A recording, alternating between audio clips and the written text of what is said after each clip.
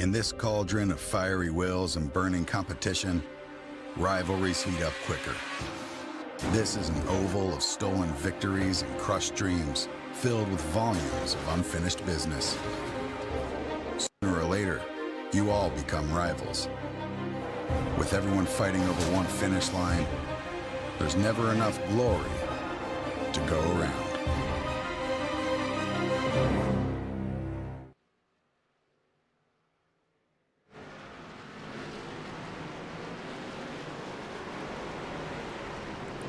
Welcome everyone to the NMNTS ARCA Series Fall Jamboree at South Boston Speedway. This is Andrew Cardinale up in the booth. Alongside me, as always, is Zach Lindgren. Hi guys, how you doing? Had a bit of an issue there with his mic. And tonight, tell you what, Zach, we're going to have a heck of a points battle on hand. It looks like actually our second place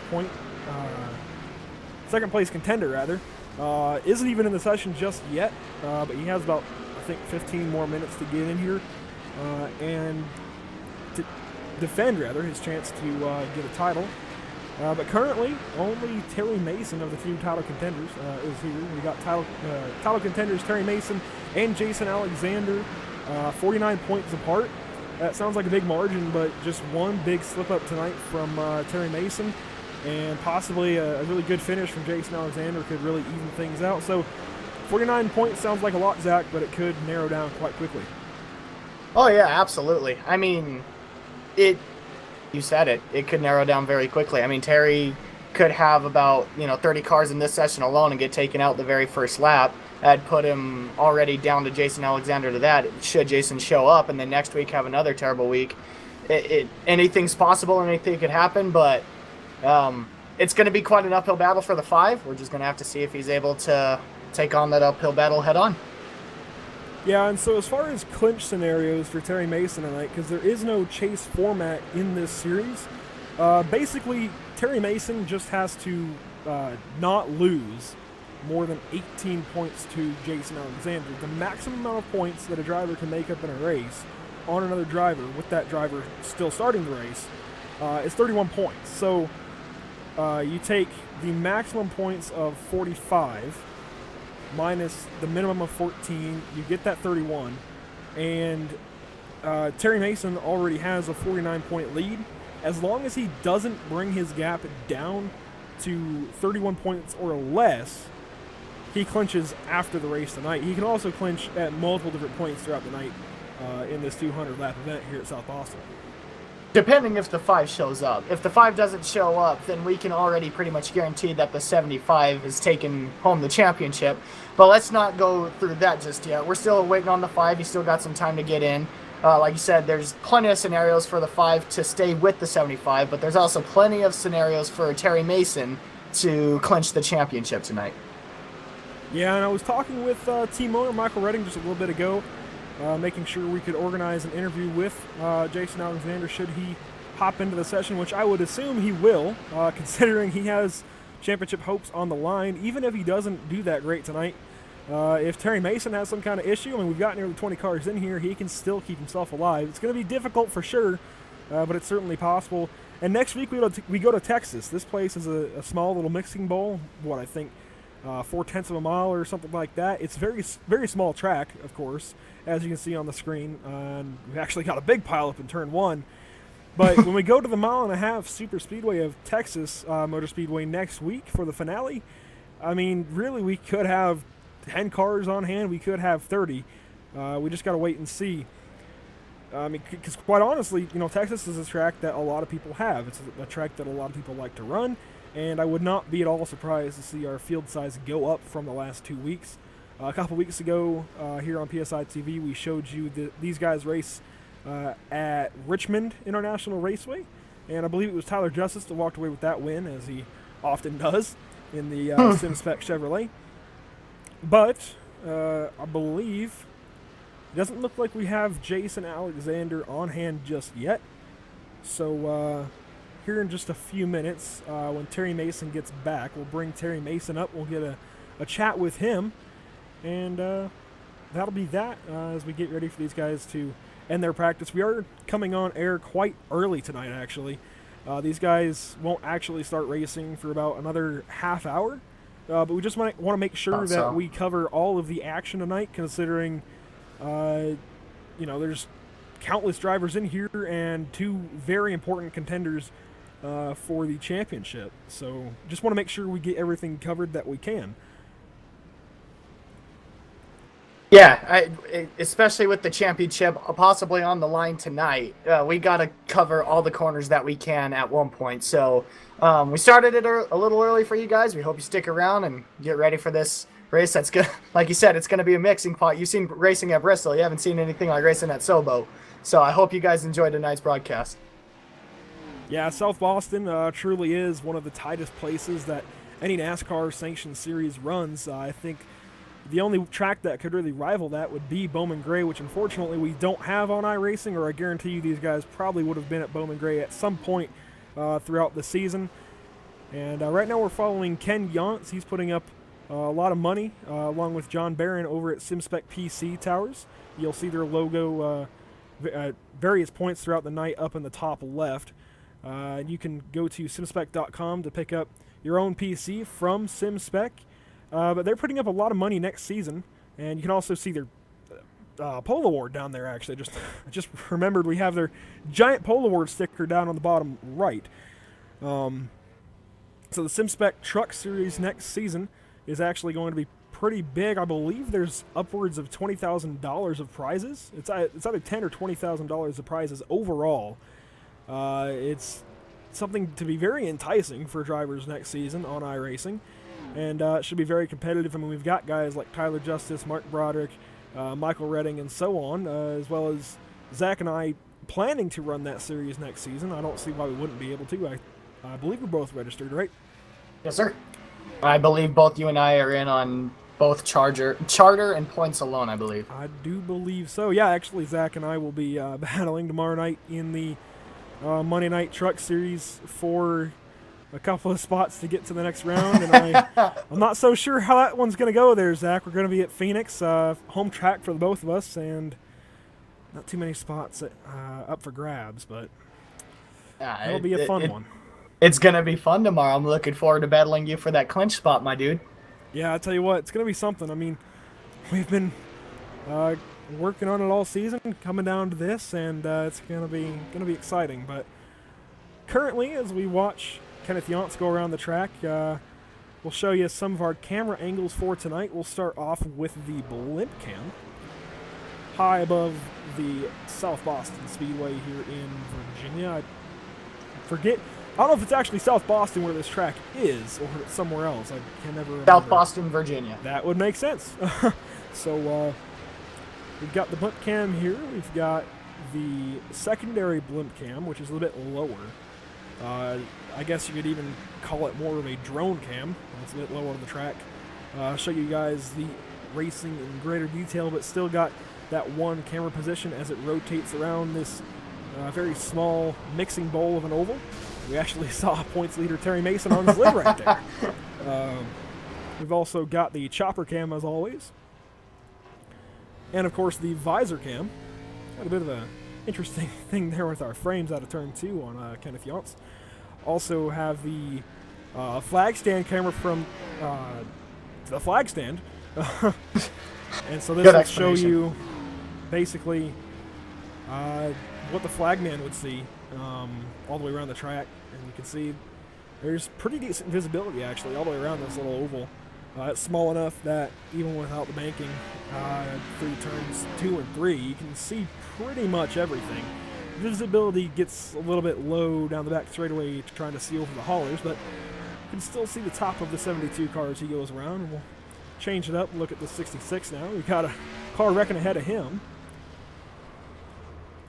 We also have the rear bumper camera here on the number 66 and every other car in the field. Also have the nose camera.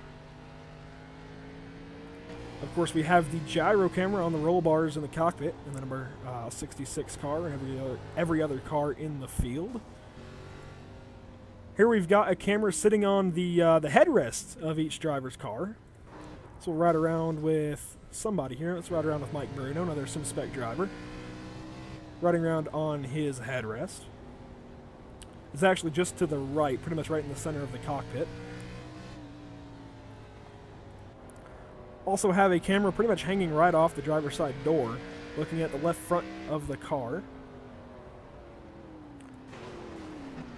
We've got 5 different TV cameras at our disposal tonight. And actually, Bruno just parked it.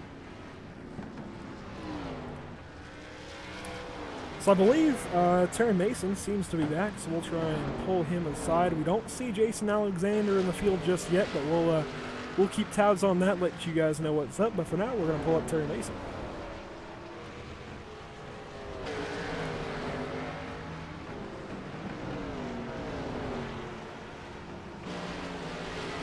User was moved to your Terry channel. Mason, this is Andrew up in the booth. Do you have a copy? Loud and clear, Andrew. How you doing tonight? I'll tell you what, I know you're in a bit of a slew of cars right now as you go off into turn 1 here at South Boston, but you got championship hopes on the line, and currently it's looking pretty good for you as your contender, or well, your competitor rather, is not even in attendance just yet. But what's your game plan going into tonight? We've got 200 laps on hand for the fall Jamboree, and it's going to be a congested and fun beating and banging session all night long. Oh yeah, well, you know, want to kind of go by the whole game plan we've been going all year. It's kind of just race conservatively, try to bring the car home in one piece. You know, the best way to get points. For sure. Well, you've got a 49-point lead over Jason. It's pretty sizable for sure, and the maximum amount of points that he can make up, if he does show up, which I'd hope he does. Yeah, I hope he does too. So, that's got to be pretty good for you anyway. You got a big gap staggered for you, and I mean it's going to be hard, really to do anything. We've only got about 18 cars on hand, and that's including. Actually, it's not including Zach and I. So, I mean, you got to be feeling pretty good about your odds here. Oh yeah, I mean I'm feeling pretty good right now, but I'd definitely like Jason to show up. I'd definitely like to take this all the way to the end. I hate to win it just by default. Gotta take some fun out of it a little, but it is what it is. Yeah, for sure. I definitely would rather race these guys heads up tomorrow night for my own championship hopes in the NMNTS Truck Series, but we'll see what goes on there. Zach, is there anything you want to ask our championship leader? Yeah, so what I'm seeing right now is there's actually, looks like just a little bit of 2 lanes are coming into the track. Do you see that, or are you just kind of focused on one line, one groove? What you seeing out there for the track tonight, Terry? I've been trying a few different lanes. Been trying the bottom, and I noticed the bottom. It's kind of real easy to get the car a little squirrely coming out of the corner, especially if you're getting the throttle too early. I'm really thinking the best lane for tonight is probably gonna be right around the middle lane. Car feels pretty comfortable there. Get on the gas, make it turn a little easier. Yeah, that's what we're seeing too. It looks like a lot of cars are entering low and kind of letting the car drift up a little bit and then kind of apexing out of it, trying to get a good run. But yeah, I just hope for the best for you tonight, buddy. And we're going to be looking forward to you keeping that car clean. I appreciate it. I'm looking forward to bringing this Project 9 line car. At least I'd like to get it to victory lane today. Get that first W. Got that right. All right, well, I think that's about it for Zach and I for now. We'll let you get back to practicing for tonight. Looks like currently, Terry, you're P7 on the board, just behind teammate Spence Thompson. So it's looking pretty good, even if Jason does show up. Looking like you have a little bit of speed there on that number 75 Project 9 line Chevrolet. So wish you the best of luck tonight, and hopefully we're talking to you later on. I appreciate it. Thank you, guys. Thank No you. problem. And so again, that was championship leader Terry Mason. We're going to cut away to a quick commercial break since there's not a whole lot for us to tend to. We started the broadcast early in hopes that we'd have both championship contenders to speak with before the race, and currently only one of them's here, and we just talked with him. So at least for now, we're going to take a quick commercial break, and we'll be right back.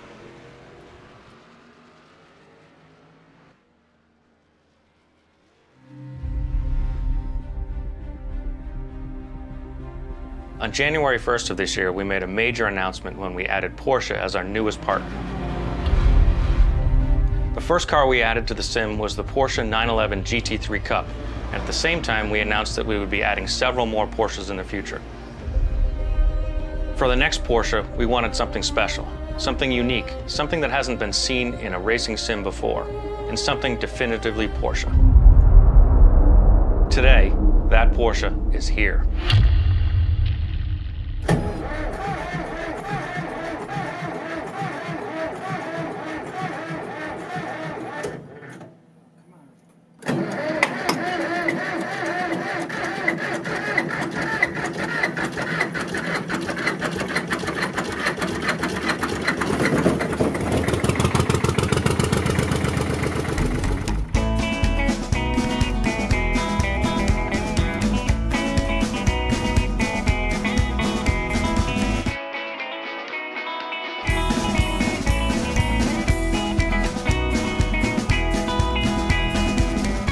So here we are in northern New Hampshire, where we found the perfect diesel Porsche.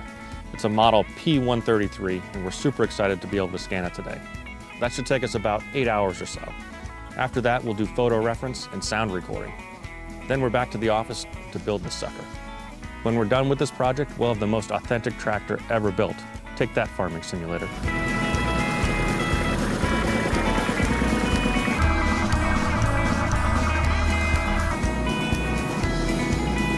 It'll take some time and a lot of company resources, but we can definitely say this Porsche will be ready to launch sometime in the future.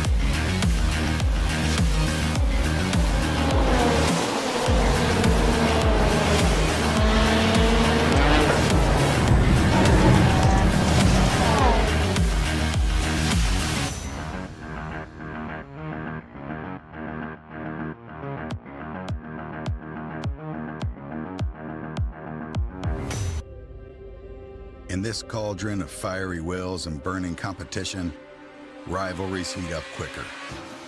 This is an oval of stolen victories and crushed dreams, filled with volumes of unfinished business. Sooner or later, you all become rivals. With everyone fighting over one finish line, there's never enough glory to go around.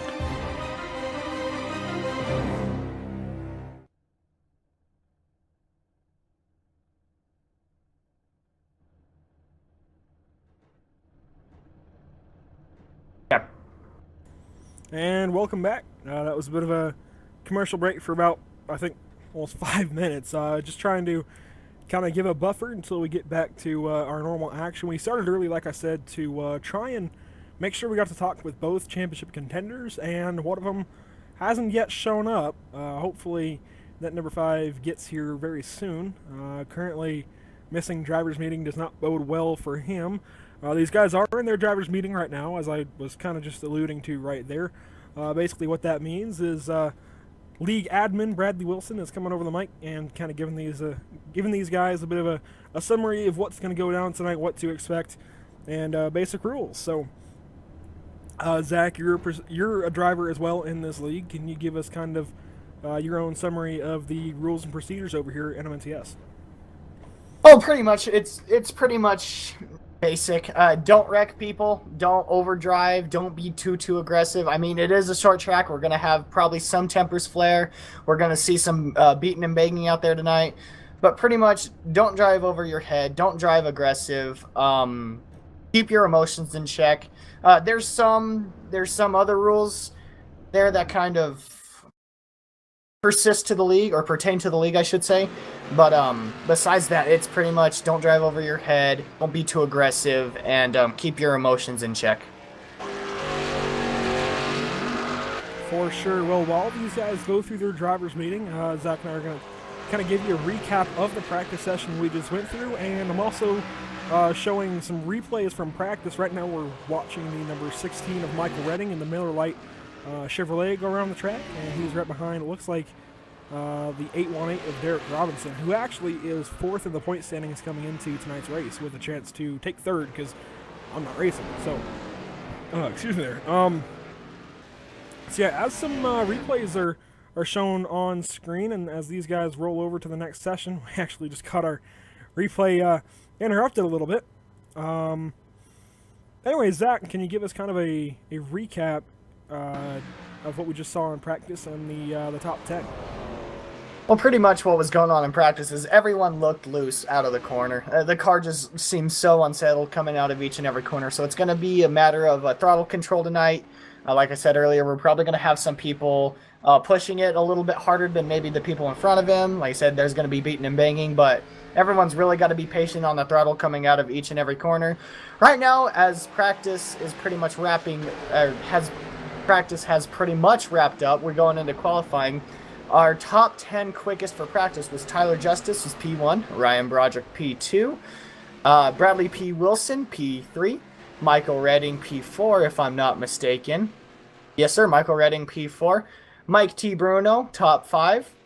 Spence Thompson, P6. Terry Mason, our points leader, 7th. Corey Walters, P8. Derek Robinson, P9. And rounding out our top 10 in practice would be DJ Hargrove. And funny you mentioned DJ Hargrove in 10th place. I actually just switched to him during the replay here of practice to see kind of how his practice went. He's coming into tonight in 5th place in the point standings, 136 points back of points leader Terry Mason.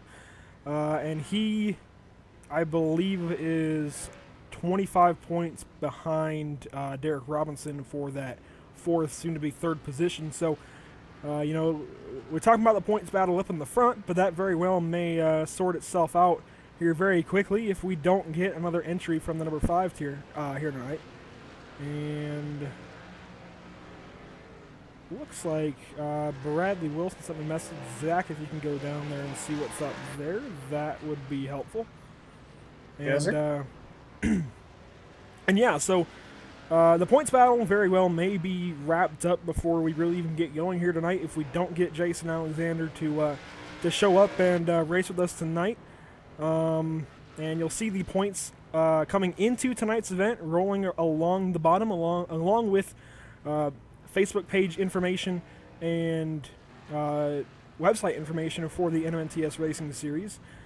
So you can go to facebook.com/NMNTS Racing Series / and check out the Facebook page for the league and find the information to apply for 2018 if you so choose. And Zach, what was up? He was just letting us know that just a little bit of a mix-up during the session he was putting up. He accidentally put 5 minutes of qualifying instead of 10. If we want to get anyone for interviews in, we need to get them in before gridding starts. Alrighty, then we'll pull up Tyler Justice. It looks like he's all squared away for the moment. And Zach, I'll let you move him up whenever you're ready. Alrighty. Tyler Justice, this is Zach in the PSI TV booth. You got a copy? Gosh! Freaking hot in here. That was a bit of odd timing. Tyler, you got a copy? Move him back down. I apologize for that. Sometimes, these guys will take a quick break after they turn their lap. And as you can tell, Tyler wasn't exactly at his mic for the moment. So we'll see if we can get him back in here now. That was a bit eventful. I'll move him back up here for you, Zach.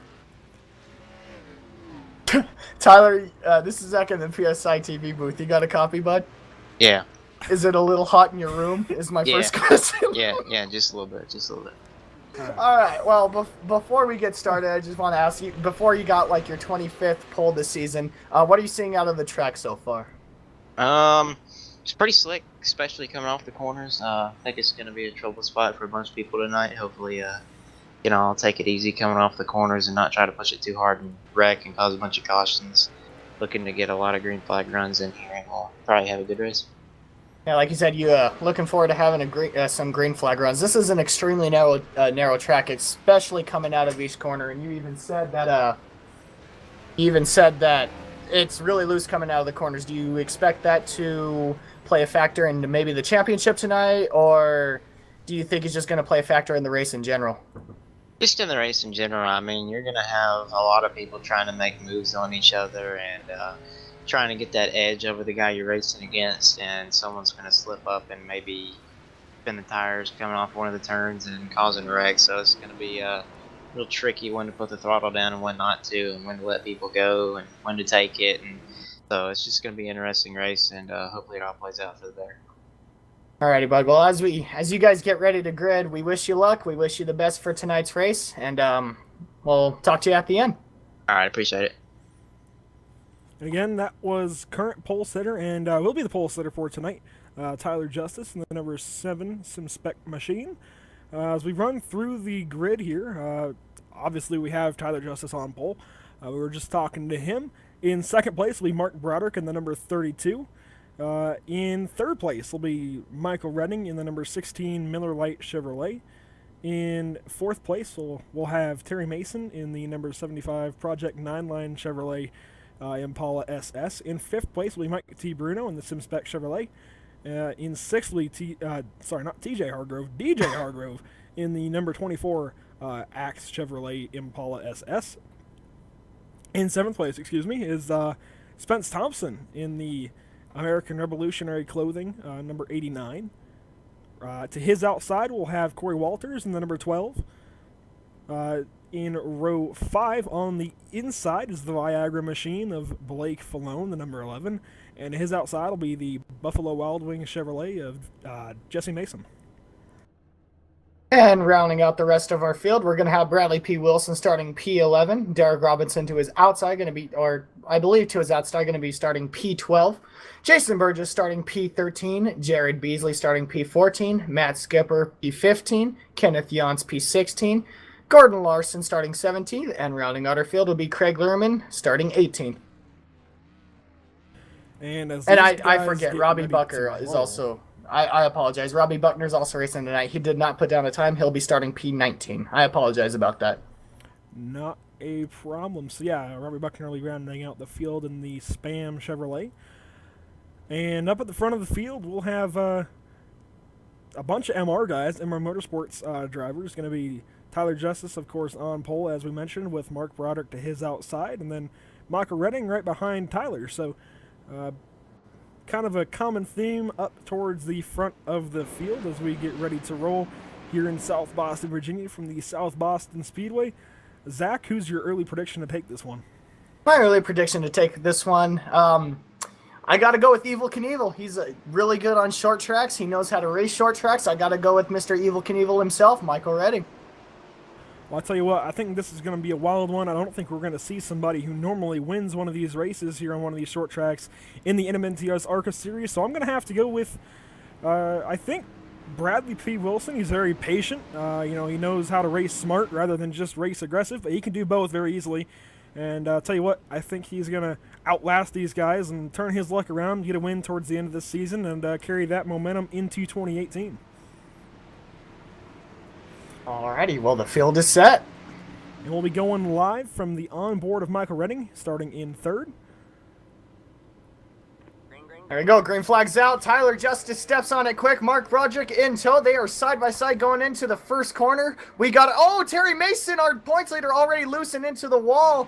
That shouldn't bring out a caution, but that's going to do already hurtful things to our points leader. Yeah, there's a lot of damage. He's already smoking. The motor's gone. I mean, he's going to be pulling it into the pits, and he's already done. We're going to have to take a look back at that. Thankfully, he just clinched the championship. We can say that. He has clinched the championship. He will be our NMNTS ARCA Series champion just by starting this race with Jason Alexander not present. But we got to take a look back at that one. He had the 24. He had the 24 DJ Hargrove behind him. I don't know if they made any contact or I would anything. say there was contact. Just at my first look, I think there was contact there. We'll take one more look at it. I think DJ gave him a punt off into the corner. He did. He definitely made contact with the back of the 75, and that's not going to go over well with most of the field. I mean, to be taking a guy out lap one, and especially the championship leader, just not exercising the kind of patience that you're going to need here tonight. We'll take one more look back at it from the blimp camera. That's the wrong blimp camera, that one. Terry Mason hardened the fence. So, I mean, that's already his night. We have a caution tonight on the field. But wow, what a crazy turn of events right from the start. And I'll tell you what, that's my pick, Bradley Wilson, with a problem. I'm not sure what happened here. It. Yeah, he lost it coming out of the corner. Turn 4? Off into 3. Through turn 4, looks like, yep, gets loose and head on in the fence. Yeah, good driving by everyone, though, to not hit him. But yeah, that's going to hurt his chances very, very much so tonight. And I just mentioned him exercising patience. Looks like it just got away from him early. It is a very loose setup under these cars. This is fixed setup racing here in the NMNTS. So, it's like Tyler said earlier on. Tyler Justice mentioned it's going to be very loose. It's hard to control the car out of the corner. So I think Bradley just got himself in a bad spot. Unfortunately, ended up losing control. Not to say he isn't patient, because that's just not a very good example, unfortunately, of how he normally carries himself in these races. But moving on, I mean, that's 2 big-time contenders already out of this race, Zach. Yeah, short track racing already. And I want to go back to the little bit of a mess between DJ and Terry. It may have looked I didn't really go back to take a look at it, but from what I saw, it didn't really look like DJ did it on purpose. He might have slid the brakes just a little bit, or maybe got on him too hot going into the first corner. But I can't really jump to the point of where he just straight up wrecked him. It's short track racing. Like I said earlier, tempers are going to fly, but beating and banging is going to happen. It just happened to strike early for our points leader, Terry Mason, and I don't want to really jump on DJ too hard about that. It's just short track racing. But yeah, it bit both of our both Terry and Bradley very, very quick tonight. Yeah, I think I maybe should have minced words a little bit better. I wasn't insinuating, or implying rather, that DJ did anything intentionally. But I mean, there was definitely contact from the front of DJ's car to the back of Terry's car, and that, the end result was Terry Mason ended up in the fence because he tried to, pull his car out of the way of the rest of the field. Because if he had just let it spin out, that's taking out most of the field turn 1, lap 1, and it's just a class act by him, class act move by him to sacrifice his own car for the better of the field, unfortunately. So, I didn't want to kind of give the feeling that I believe DJ did anything intentionally. I don't think he did. I don't think any of these guys want to wreck intentionally, but it was definitely contact made as we get ready for the restart here. Pace car pulls off. Tyler Justice gets a good little jump, but Michael Redding's going to stay with them. All 4 MR cars get a good jump on the field as Tyler Justice will... Oh, Michael Redding on the high side. Tyler Justice wiggles just a little bit. Michael Redding's going to fight on the high side. We got ourselves a battle for the lead here. Yeah, but I think Michael Redding is going to concede for now. He's probably going to work that top line. He likes working a line that is different from the rest of the field to just try and make it work and prove what he can do. So I wouldn't be surprised if he uses that top line as much as he can, but Mike Bruno, his teammates, trying to get underneath him. Tyler Justice loose out of turn 4, and Michael's going to take advantage of that. Tyler's going around again. Tyler's doing an excellent job of saving it. Everybody's going to have to take a different line to make sure they miss him. He does save it, so no harm, no foul. But Tyler Justice sliding from first, still kind of sliding out of each and every corner, back to 4th, getting passed by the 89 of Spence Thompson and looking to get passed by the 24 of DJ. A little bit of contact. I think Tyler squeezed him a little bit, trying to say, let me in line. You know, it's really early. Just give a little bit. But DJ's not going to give an inch. He's going to get right back to Tyler's outside and try and complete the pass, this time through 1 and 2. Lap 16 of 200 here, Zach. As we continue looking at the battle between Tyler and DJ, it looks like the top line, well, and Tyler almost loses it out of the corner again, saves it, but he has to have heated up those tires just enough to the point where it's kind of making it undrivable for him. Yeah, I mean, every time you get sideways like that, it's going to heat up, especially right rear more than anything, more and more. So every time he gets sideways, he's doing more and more damage to his right rear tire, and it's going to be harder to control the car in the future. But I mean, he's one heck of a wheel man. He's hung on to it so far, and he had probably the save of the year in the NMNTS in that truck race we broadcast a few weeks ago for these guys. That was totally just, non-points, just for fun. So, I mean, I wouldn't be surprised if he's hanging it out sideways most every lap. I mean, he's not here for points. He's here to try and win a race. So, it's really just a matter of how hard he wants to win. Well, he's got a sponsor on that hood. I mean, as caution comes out, but you're racing for that sponsor. You're putting that sponsor out there. We've got a big mess in turn 4. I think I caught the number 90 involved, but I'm not totally certain. We'll take a look back at that. There is damage to the 90 after that. It started with the 26 of Matthew Skipper. It looked like he got in just a little bit too hot. Tried to check up, got into the back of the 72 of Kenneth Janssen. That started the whole thing. But I'll tell you what, it's not like Skipper went in and dumped him.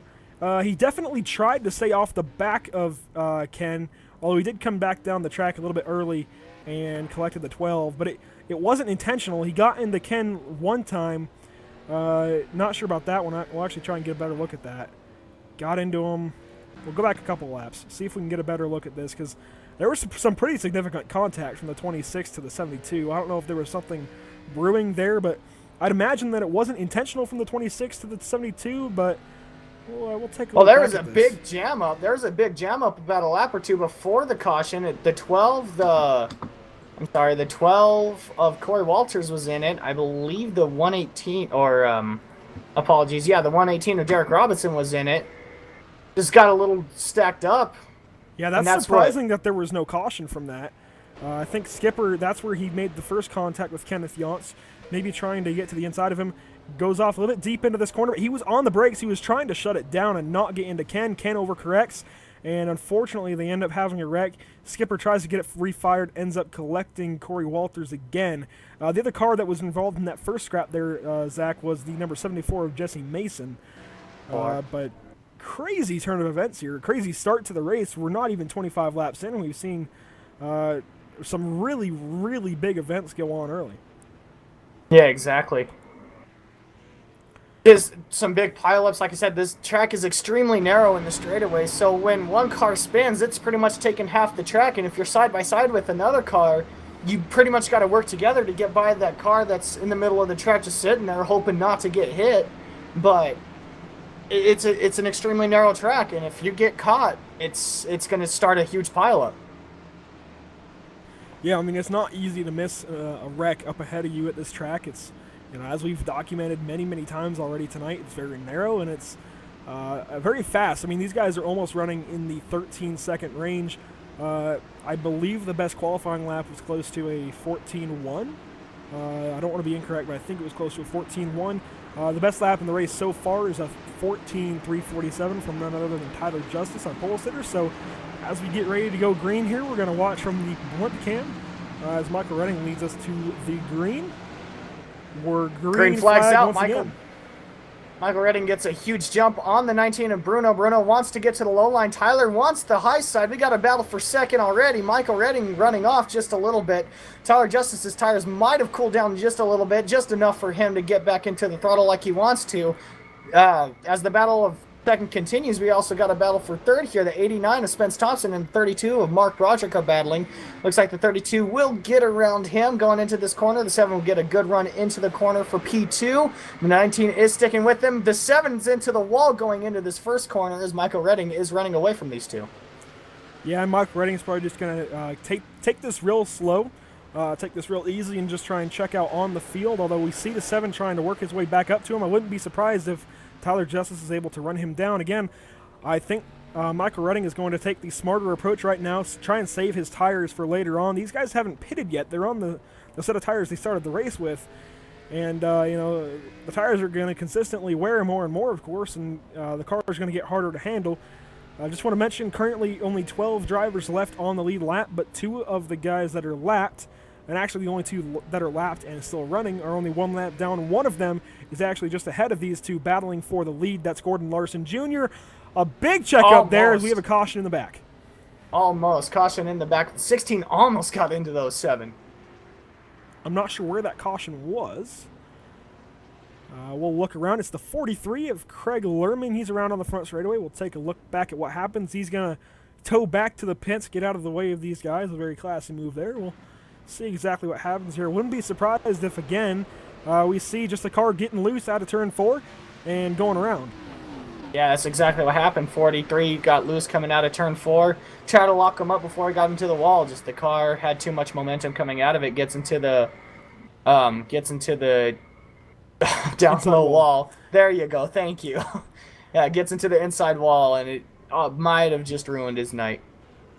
Yeah, he actually backed into the fence to get out of the way of these guys as they were coming by, and then did escape from the car, as we would call it on iRacing. Ends up taking the tow, which is going to be, a couple of minutes, considering he was nowhere near one of the pit entrances or exits. But the lucky dog is going to be Jesse Mason, as we'll watch him take his lap. We've got a few takers in the pits. I don't think it was anyone up in the front, though, as we've still got the same running order through at least the top 6 or 7. Let's see. We have Robbie Buckner in repairing damage, Blake Fallone as well, and I think that's about it as far as takers for the pits under this caution, that we're on the lead lap at least. If they're going to be able to get out of pit lane before the pace car comes around. It looks like Blake will. I don't know about Robbie. Let me take a look here. So going back to the front of the looks like field, Robbie things are already kind of just taking shape. We've only got 12 cars left. I think 13 cars actually left running with the exit of Craig Lerman right there. Gordon Larson Jr. still in the event, albeit a little bit behind. So already we're seeing things take shape and really change early on in this event, Zach. Your pick is still in it, and actually he's leading this race. That's Michael Redding, my pick. Exited rather early, though. Short track racing bit him hard coming out of turn 4, I believe. Seems like that's the trouble spot tonight.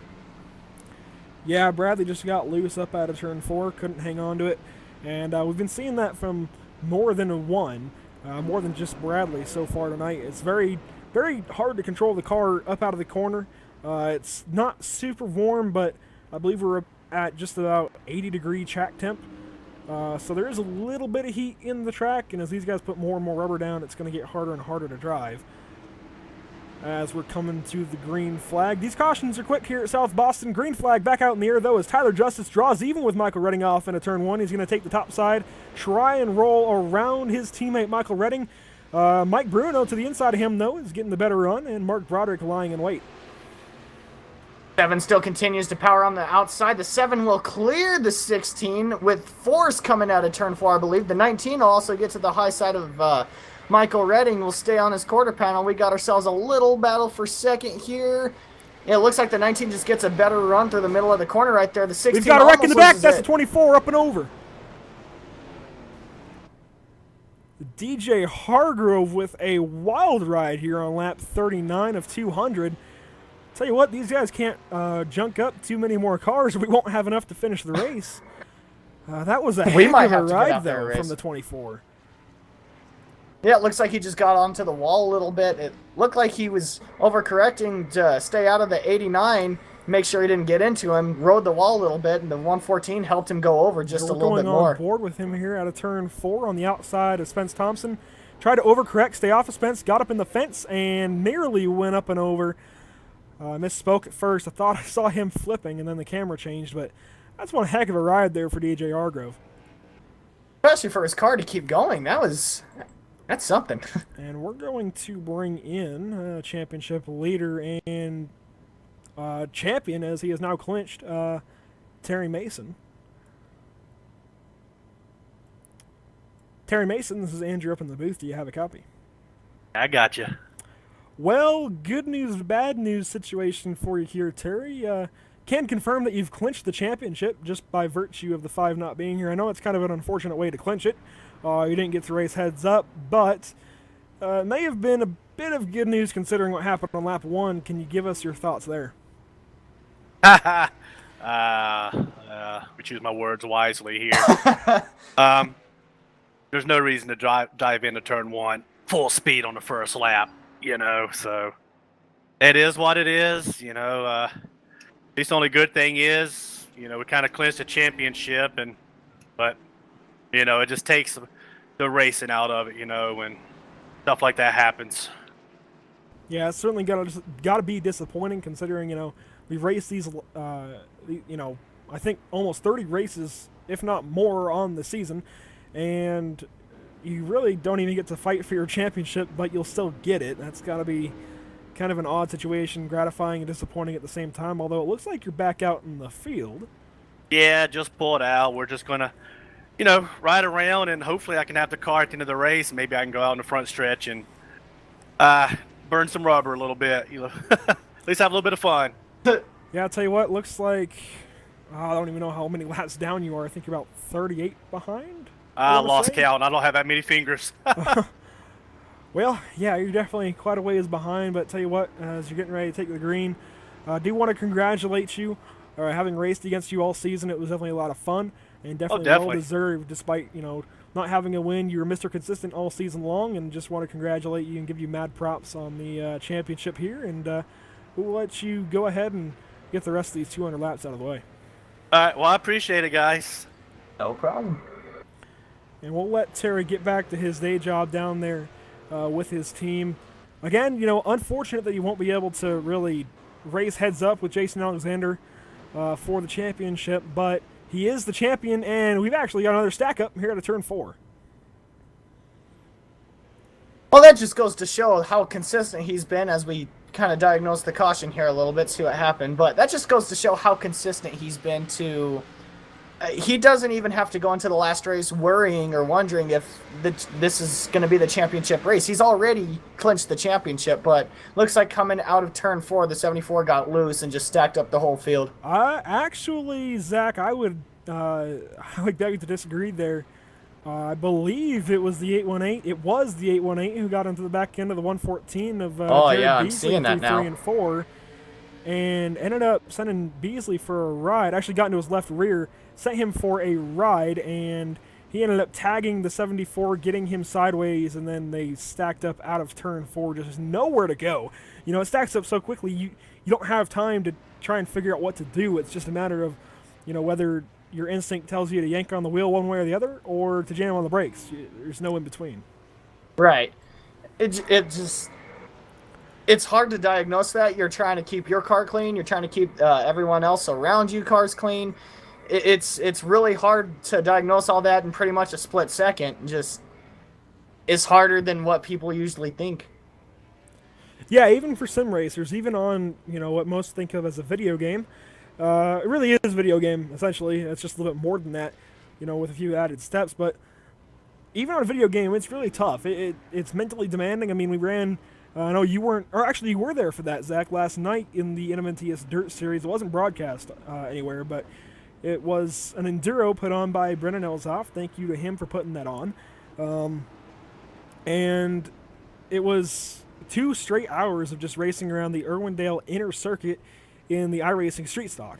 And so that means we were racing around a track that was like, what, a third of a mile long. It was flat, and we were just, it was 2 hours straight in the Street Stock, beating and banging. And we were all getting really tired of that after the race. And I don't think we're going to go back to Irwindale for a few years after that. At least I don't want to. I mean, hope not. I wouldn't say it was traumatizing, but it certainly isn't my favorite place at the moment. But I mean, it's, I don't know about physically demanding necessarily, but certainly mentally demanding, even when it comes to sim racing, because you got to concentrate on so much for so long. Absolutely. And after 2 hours of it, that's when you start to get some strain at some point, and turning nothing but left at the Irwindale Inner Circuit is, it got a little mentally demanding right there. For sure, and we're back green. Tyler Justice leading us back down to turn 1. Michael Redding back on his outside. It's reminiscent of earlier on in the event. Michael Redding going to use that top side to his advantage and try and work around. The 16 is on the high side of the 7. Just looks like that middle lane's going to prevail. Tyler Justice does make that low line work, however, coming out of 4. He is staying in front of the 16. Just looks like out of each and every corner, the high side, as Michael Redding gets into the wall just a little bit there, the high side will prevail almost, as Tyler Justice almost holds him off, will hold him off going into the turn 1. Michael Redding will challenge him back on the high side. We'll make sure to utilize our onboard cameras here. We're on board with Michael Redding once again, just like at the start of the event. He's on the outside working that extreme top side. These guys are really using the whole track, which is kind of unprecedented as far as what I expected. But Michael Redding working that top line, trying to find something on Tyler Justice. Even Tyler Justice as the leader working the top side. And we see Michael Redding dipping down to the bottom. Looks like he cleared Mike Bruno. He's going to try and use that bottom side now, see if he can straighten the back straightaway, or well, turn 2 out a little bit more, and in essence, lengthen the back straightaway for himself. He's trying, it's working as far as straightening the final corner out, but it's not really gaining him any time on Tyler Justice. You're absolutely right. Tyler's running that high line, kind of keeping the air off of Michael's spoiler front end just a little bit there. But Tyler's running pretty much the extreme high line at this track right now, and it's paying him dividends. He was running the low line, took the lead from the low line. Now he's kind of dropping to the outside. It's going to show that Tyler Justice probably dominant everywhere on the track. Yeah, I mean, Tyler Justice is kind of just walking away right now. He's one of the best wheelmen in the league, I would say, especially on older tires. He has his hiccups just like everyone else from time to time, but really he can just stretch a lead out whether you're on new tires or old tires and never look back. It's kind of insane how he does it, and he's doing it in a very unorthodox way around here at South Boston, running the top side and just stretching his lead out more and more over Michael Redding, although actually Michael's starting to gain back on him. It looks like maybe he sat back a little bit, cooled those tires down, and was making another run at the lead. Yeah, Michael running that middle line, Tyler running the extreme outside. We talked to Terry earlier in this race. He said that the line was probably going to be at the middle as Michael Redding puts his nose right there to challenge for it. But we talked to Terry and he said the line was probably going to be the middle, even though the high line is working for them out of the corner. It looks like Michael Redding's getting a good run into and through the center of the corner in the middle line. Yeah, Michael's starting to work that bottom side again. He's basically just going where Tyler Justice isn't to try and gain an advantage. Actually, a lap car almost got in the way there for Michael Redding, but Craig Lurman, pulling a very classy move, got out of his way. Pretty much at the last second, but got out of his way nonetheless.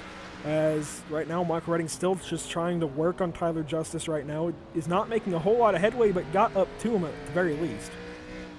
As we look back through the field here a little bit, we do have a battle for fifth. The 118 was just under the 89 of Spence Thompson. Got a little loose coming out of the corner. Now Jared Beasley challenging for that fifth position, excuse me.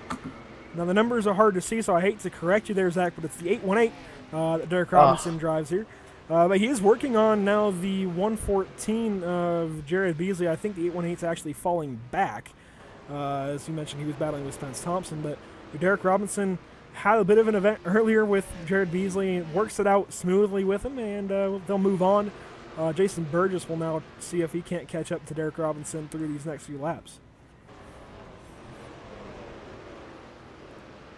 kind of scroll through the field here. It just looks like everyone's kind of evened out now after those first few early cautions. Everyone's just kind of evened out, kind of let the race come to them. Right now, our leader, Tyler Justice, still is holding a lead over Michael Redding, but Michael Redding is not going away running that low line. He's still keeping dividends on that 7, keeping a target on him, and keeping the pressure on him.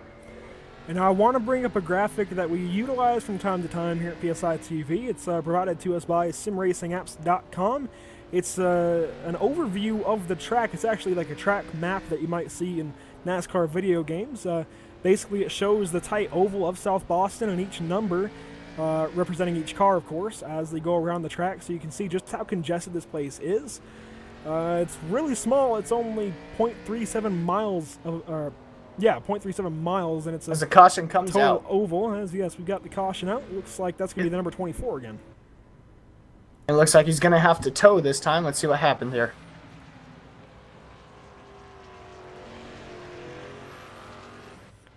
So he was running basically all on his own. Looks like maybe he just gets loose. So he has a pretty damaged car at this point.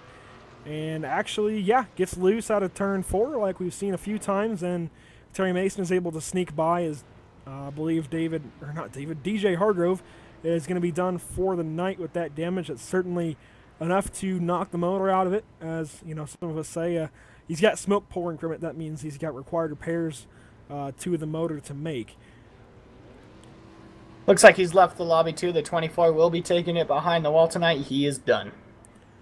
And we'll see if there's any takers. There's actually a lot of takers to the pits. Looks like most of our front of the field just came in.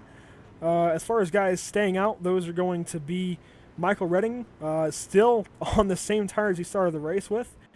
Jason Burgess, who's actually only 33 laps into his tires. And actually, Blake Falone had stayed out on 26-lap old tires, but will bring it into the pits, get new tires on that car. And Terry Mason is staying out to, I believe, he was staying out, I believe, to just cycle until the lapped car is pitted, and now he is in the pits as well. So everyone else here, aside from that front row, is on new tires. That means Mike Bruno and Tyler Justice are going to be the first to get to battle with the 23 and 16, who are on at least 35-lap old tires in the case of Jason Burgess, or 75-lap old tires in the case of Michael Redding.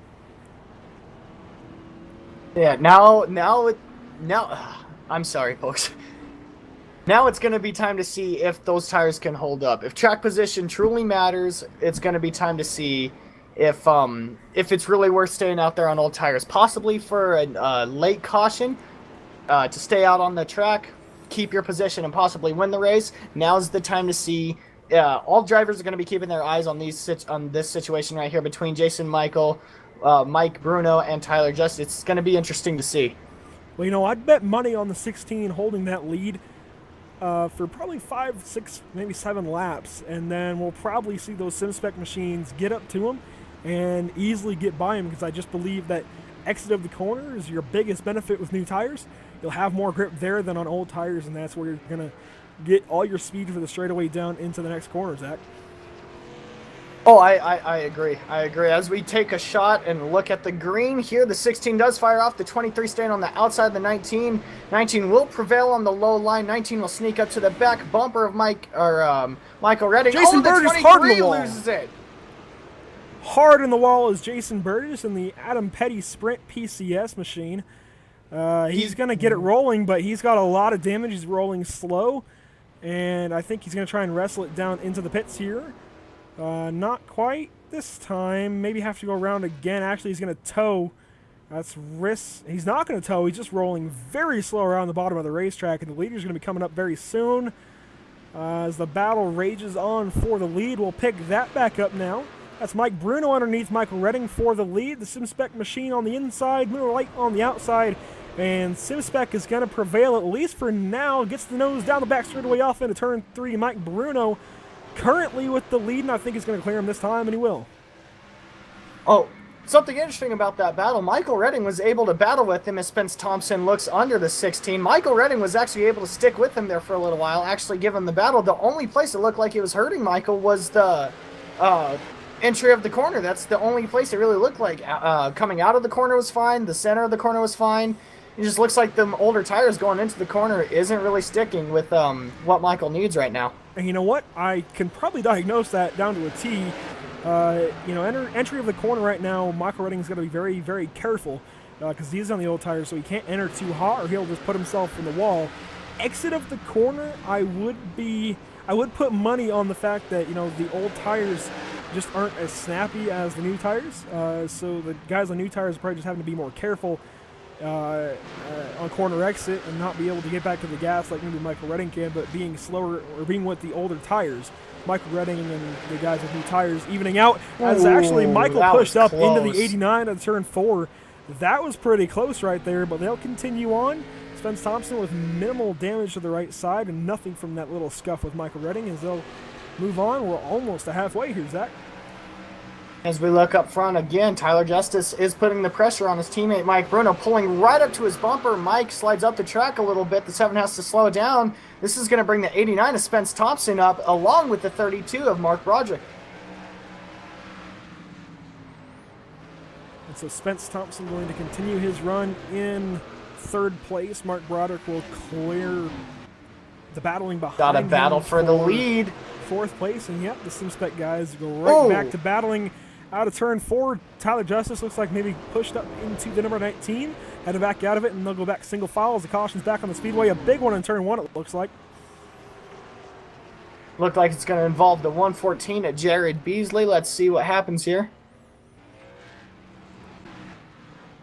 I think it was before that. I think it was well behind these guys, actually. I'm not sure quite where it was. Maybe check out the number 75. I'm trying to figure out where that might have been. I'm not totally sure. This is going back ways. From what I see, it looks like the 114 of Jared Beasley just loses it out of the corner right in front of Michael Redding. And that could have possibly brought out the caution. What else were you seeing? Yeah, I guess it was Jared Beasley looping it. Very confusing because the field got very spread out and it was hard to tell. I thought there was maybe a big wreck that just took out the whole back half of the field, but I think that's just a matter of how few cars are left. It was Jared Beasley. Looks like getting loose out of turn 4, head on in the wall. It's going to hurt his car a lot. I think that was it. Yeah, he was stopped backwards on the track. I think that's going to be the only incident going on. So it looks like that was the cause for the caution. It just didn't seem likely at first that it was going to be one car. It looked like maybe it was a big mess, but he'll continue on as it looks like Michael Redding finally came down the pit road. And that was almost 20 laps that those guys just ran on those tires, so give the advantage back to Michael Redding and the guys who just pitted. And being as Michael Redding only has about 9 cars to pass on those fresh tires, we could see the 16 possibly charge his way back up to the lead and take the lead.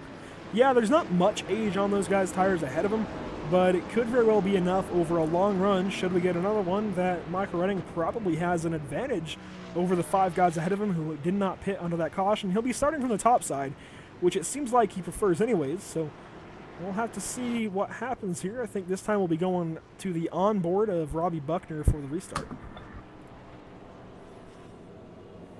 I apologize. I'm taking a message from Bradley there real quick. He said he's out of the infield care center, getting ready to hop back in the car, and he should be out here any time now. But yeah, as you were saying, I'm sorry, what were you saying? Just mentioning we're to go live with Robbie Buckner here on the restart. Alrighty, well, Robbie is running P7 right now. Let me see, let me make sure I'm on live. I am, alright. He is running P7 right now behind the 818. Let's see if I finally got that number right. Behind the 818 of Derek Robinson. The pace car pulls off. The 19 bunches up the field. The 90 gets into the back of the 818 there a little bit. No harm, no foul, but we're gonna have to see if that little bit of damage might hurt the 90 in the long run here. As these guys get back rolling, we're going to bring up Bradley Wilson. Mentioned he was out of the infield care center. Bradley Wilson, this is Andrew up in the booth. Do you have a copy? Yeah, I got you. Well, Zach was just mentioning you're out of the infield care center after your early spill. I'd actually just picked you to win the race just by virtue of patience, and then, well, it didn't go too well. What can you tell us about what happened there and what these guys are experiencing out of turn 4? It's real loose. I ran the bottom there, the opening laps, and I just moved up to the high side and just got on the gas a little too early, and she snapped around, made contact with the inside wall.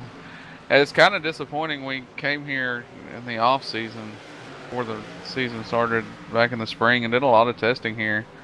Had what we felt was going to be a good car, but iRacing changed the setup a little bit, so didn't really have a good handle on it from the get-go. But got about 4 minutes of required repairs here. We're fixing to let that roll out, and then we're going to come out here and just turn some laps and try to stay out of the way. All right. Well, hopefully next week, and actually Tuesday night as well at Phoenix International Raceway, your luck can turn around. We'll be looking forward to you trying to make some momentum going into 2018. We've got a caution on the speedway, and we'll let you get back to getting back on the racetrack. All right, brother. Sounds good. And again, that was Bradley Wilson. Had to cut that one short. Was going to talk to him more, but we do have the caution on the speedway. Want to check that out. Zach, what are you seeing? It looked like the 32 was losing it out of turn 4, I believe. Yeah, it looked like he was losing it out of turn 4. Had it saved a little bit, tried to get it woed down going into turn 1, and just the car would looped around on him. And that's really interesting because we haven't really seen Broderick on the racetrack at all, and that was Mark Broderick in the 32. I guess he was caught up in a wreck a little while. Actually, no, he was just being quiet. We hadn't really heard about him much in the last 50 laps or so, and now right at halfway he has this wreck. Doesn't look like it'll hurt him too much. He keeps going with very minimal damage, but for sure Zach got loose and just couldn't handle it off into turn 1 trying to save the car. Definitely unfortunate for him. It was kind of weird when he said it was a 32 because I thought back to anything that had happened with the 32 and couldn't think of anything. He was just flying under the radar most of the night, and then that happens, and, well, we've got our spotlight back on him. Well, it just goes to show how short this track is, too. I mean, the wreck started in turn 4, coming out of turn 4, I should say, coming onto the front stretch, and the wreck finally ended, or him saving it and spinning it finally ended going into turn 2, pretty much in the middle of turn 2. So it just goes to show what these guys have to deal with, getting on the gas, getting through the straightaway, and then getting back on the brakes to make sure they don't slide into the wall, slide into the car in front of him, and just pounding back on the gas again and doing the same thing on repeat for about 200 times. So it just goes to show how short, how narrow this track is, and it just goes to show what these drivers are having to deal with. For sure. Well, we're going to bring up a guy that's going to be important to talk to, Michael Redding. Do you have a copy? Yeah, go ahead. Well, this might be cutting a little bit close on this caution here to talk to you, but just want to get a couple of questions in. What's this deal with you guys running the extreme top line? It's been kind of catching us off guard with you guys running all the way up there next to the wall. Is that just the better place to run, or is it only for a period of the heat cycle on these tires? Right now, the top is the preferred line. With the bottom, you're just going to burn it up pretty quick. Then you're going to get loose off. If you keep it up there around that top groove, your tires will stay underneath you a little bit better. All right, well, as we're coming to the restart, you can continue or we can move you back up since, we're coming to the green. I'll let you choose there. Go ahead. What you got? Just asking for your plan for the next 100 laps. We just passed halfway and wondering what you're going to do to try and get this win. Give them everything I got. All right, well, it sounds like you're getting back to it. We'll let you go back down there and talk with your team. Sorry for cutting it close there. I was just trying to get a word, and cautions are short here. No problem. All right, good luck to you, man. Thank you. And that was Mike Redding in the number 16. It's hard to get interviews in with anybody during the race. These things go so quickly that if you aren't taking care of somebody who is wrecked already, it's just hard to talk with them. It looks like we had the 818 on the wall and causing a stack up towards the back of the field. Almost forced a 3 wide there. The 114 and the 11 were battling. And coming out of the corner, the 818 was in the wall. Just a terrible place to catch him, but they were able to level out and get by him. But man, they almost forced a 3 wide right there coming out of turn 4. Yeah, it was definitely very close. Almost had a pretty big wreck right there with the 818 and the 11 and the 90 and others involved. But these guys at the back are starting to spread out. Oh, Michael Redding losing it, gets it to the 7. Caution is out. And we were just talking to Michael. I don't think we had an impact necessarily on his driving at that point because we let him go for a couple of laps. But that's big right there, Zach. I'm not sure what happened. We'll take a look back at it, see what happens with Michael Redding and Tyler Justice teammates off into turn 3. Michael went low and just had a bobble, came up the track, and nothing intentional. both cars, I think, will be just fine. Some cosmetic damage to the left rear of the 7, and I think that's going to be about it. We'll take a look back at that from the 7's onboard, see basically what Tyler Justice was seeing. It looked like the 16 was trying to get it down low. He does have fresher tires than these guys at this point. It looked like he was trying to get it down low to get the nose under the 7. Maybe drove it in a little bit too hard. The back end started to step out on him. Just tried to overcorrect it and just got into the back of the 7. So I think one valuable onboard to check out will be on the number 89. Spence Thompson was riding right behind these guys off into turn 3, and I wouldn't be surprised if there was a little bit of wheel hop getting that 16 loose and, just up into the number 7. Again, nothing intentional, just a bit of a mistake going off into turn 3 for Michael Redding. And again, I think maybe just a little bit of wheel hop, a little too much rear brake maybe. Got that 16 a little bit tail happy, and he had to correct for it. Unfortunately, that went right up into his teammate, Tyler Justice. They went around, but thankfully very little damage to both cars. It looks like Tyler's going to walk away with a little bit of rear end damage. Michael should walk away with a little bit of right front damage, but besides that, these guys should have relatively clean cars.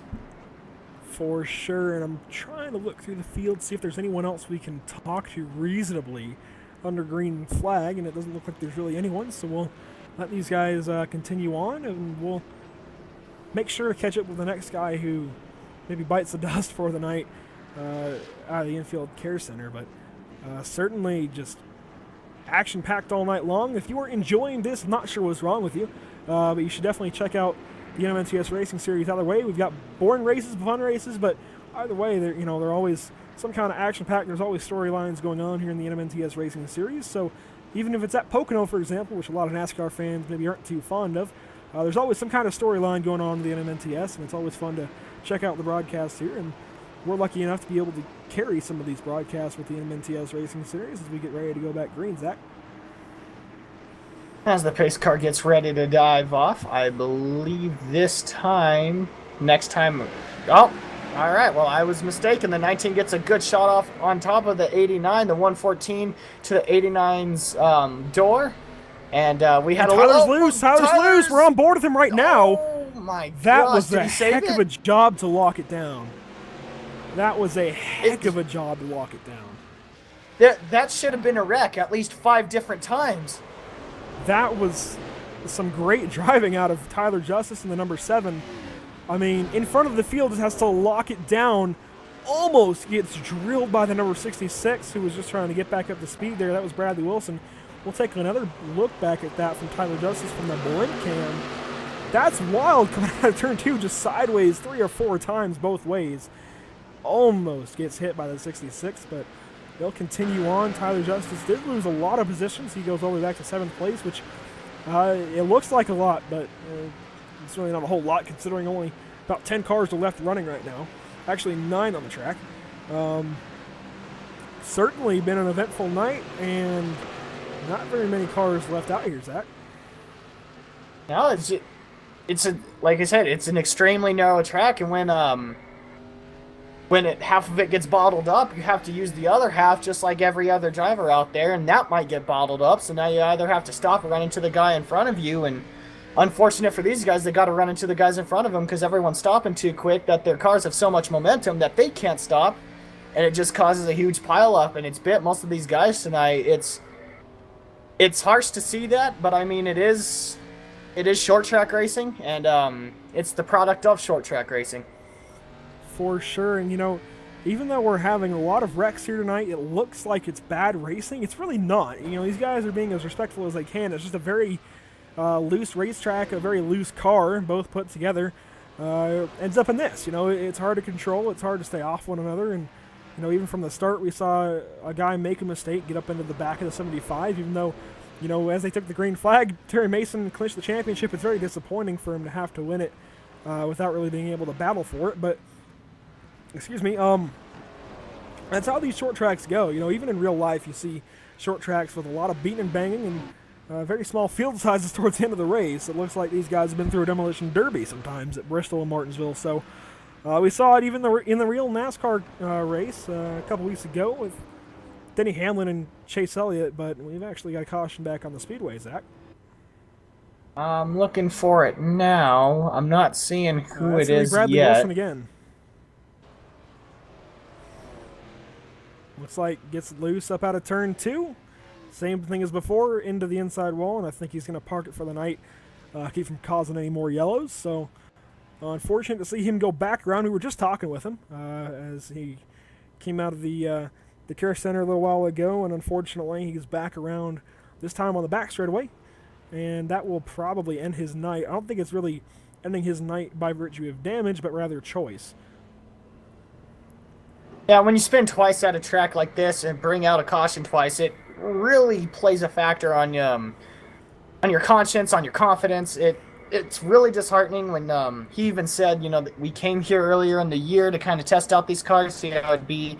He said he really felt good. He had a lot coming into it and just got in trouble from the get-go, and it's really disheartening. But I know he could bounce back. We've seen it before, so a tip of a hat to him to get back out there after being 100 laps down pretty much, to still get back out there, not cause any more cautions, not get into anyone, I should say. So tip of the hat to him. Just it's a hard night for everyone out here tonight. Yeah, and unfortunately, that's kind of the way it goes sometimes. He's had a pretty rough season, I won't lie, Bradley Wilson, but I mean, it's sometimes how it goes, but you got to give a tip of the hat to him just for being a sportsman and pulling that car off the track, just, not wanting to cause anything that's going to hinder the rest of the race. Doesn't want to cause any cautions in any inopportune times for the leaders or possibly end up causing something bigger. So just a very nice sportsmanlike move by him to just park it for the night. Unfortunately, we don't want to park it, but sometimes, it's just a sportsmanlike thing to do. Yeah, I mean, he could have just sat back down there. He could have came right back up the track to get the car turned around, but it is a sportsman thing to do. It's a smart thing to do. Just get off the track, let these guys race it out themselves. For sure, and we're coming back to the green right now. We're on Tyler Justice's onboard camera. As we get ready to go green, his teammates all around him. Mike Bruno goes green, and synchronized restart from the guys on the bottom in the SimSpec PC Towers Chevrolets as Michael Redding trying to fight back on the outside of Mike Bruno. Actually tags the fence down the back straightaway, and Tyler Justice almost packed up the back end of the 19 and sent him off to Jamaica or something. So he'll try and go around the top side of Mike Bruno now. Michael Redding going to pull away with the lead by a long shot. We saw him go around just a little while ago, and actually we want to mention Bradley Wilson back on the track. See his blue and pink Chevrolet up ahead. Michael Redding back at the wall down the straightaway, and these guys are just racing super close right now. Almost three wide out of turn 2. Almost 3 wide at one point. They think better of it, but Michael Redding not really holding these guys up, just having bad luck going in. Mike Bruno loose! Mike Bruno in the wall. That will end his night. He is smoking. I mean, I don't know. Do you believe this? That's incredible. That's incredible to just suddenly see a guy who's been running up front all night long, one of the fastest lap times on the track, suddenly goes around, takes out pretty much the whole left front of the car on the inside wall, and that's going to be his night. I mean, he might be able to get back out there with enough cautions toward the end of this thing, but he won't be any kind of competitive, unfortunately. No, but that puts the race right back in the hands of either Michael Redding or Tyler Justice. These guys have been battling for the last few laps. Now, Michael Redding loose a little bit out of the corner. Will save it, but it will give the lead to Tyler Justice and will put the 89 of Spence Thompson under him. Now, there's another guy we've kind of been quiet about, Spence Thompson. He's been put all night tonight, just kind of been right there, but now he's starting to put his name up there. Gets it to the side of Redding. And Michael Redding into the outside wall. He's going to spin now. Almost catches his teammate, but ends up catching the end of the inside wall there. Turn of events. It's just crazy. I mean, just a little bit of contact, almost like net code. And the 16 trying to save it, try to keep it off other drivers into the inside wall very hard. We'll try and get a look back at that. Spence Thompson, obviously by no means, like we say every time, not intentionally, but did push up into him a little bit. Unfortunately, we'll actually go to the onboard from the 818, see if we can see just what happens. And here between another these car guys. that got involved, another 2 cars that got involved to miss the 16 was the 66 and the 07. 66 being Bradley Wilson, then the 07 of Gordon Larson. The 66 was trying to slow up so he wouldn't get into the 16. The 07 just had no time, got into the back of him. This was pretty much a few seconds after the caution even happened. Jeez, and yeah, that's a really hard hit for Gordon Larson. Bradley Wilson pretty much gets hit, spins to the inside wall. Not the biggest issue for him, but that is a heck of a hit for Gordon Larson Jr. They're both almost 100 laps down via earlier events, but we'll go on board with Gordon Larson Jr. Just as you can see, can't really see what's going on. It's just bottleneck. Maybe could have been out of the gas a little bit better, but I mean, it's hard to know what exactly is going on, especially when a car, is trying to get back going and has to back up across the track. It just congests things very quickly, and unfortunately, we see what happens there. Yeah, and, I can't really fault Michael for doing it. I mean, I thought he was clear. From the driver's perspective, you have an extremely limited view. All you really got is a little... I just want to mention real quick, sorry to interject here, Zach, but we're having a bit of an issue with... You got me, Zach? Yeah, I hear you. I was just listening. We're having a bit of an issue with the broadcast. It's freezing up.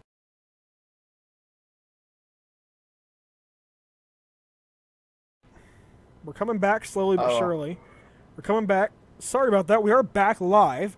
Again, sorry about that. Bit of a technical issue right in the middle there as we were talking about the caution. We're going to bring up a couple of guys over the next little while as soon as the race goes back green. But as we were mentioning, just hard to know what's going on ahead of you with the car backing up the track.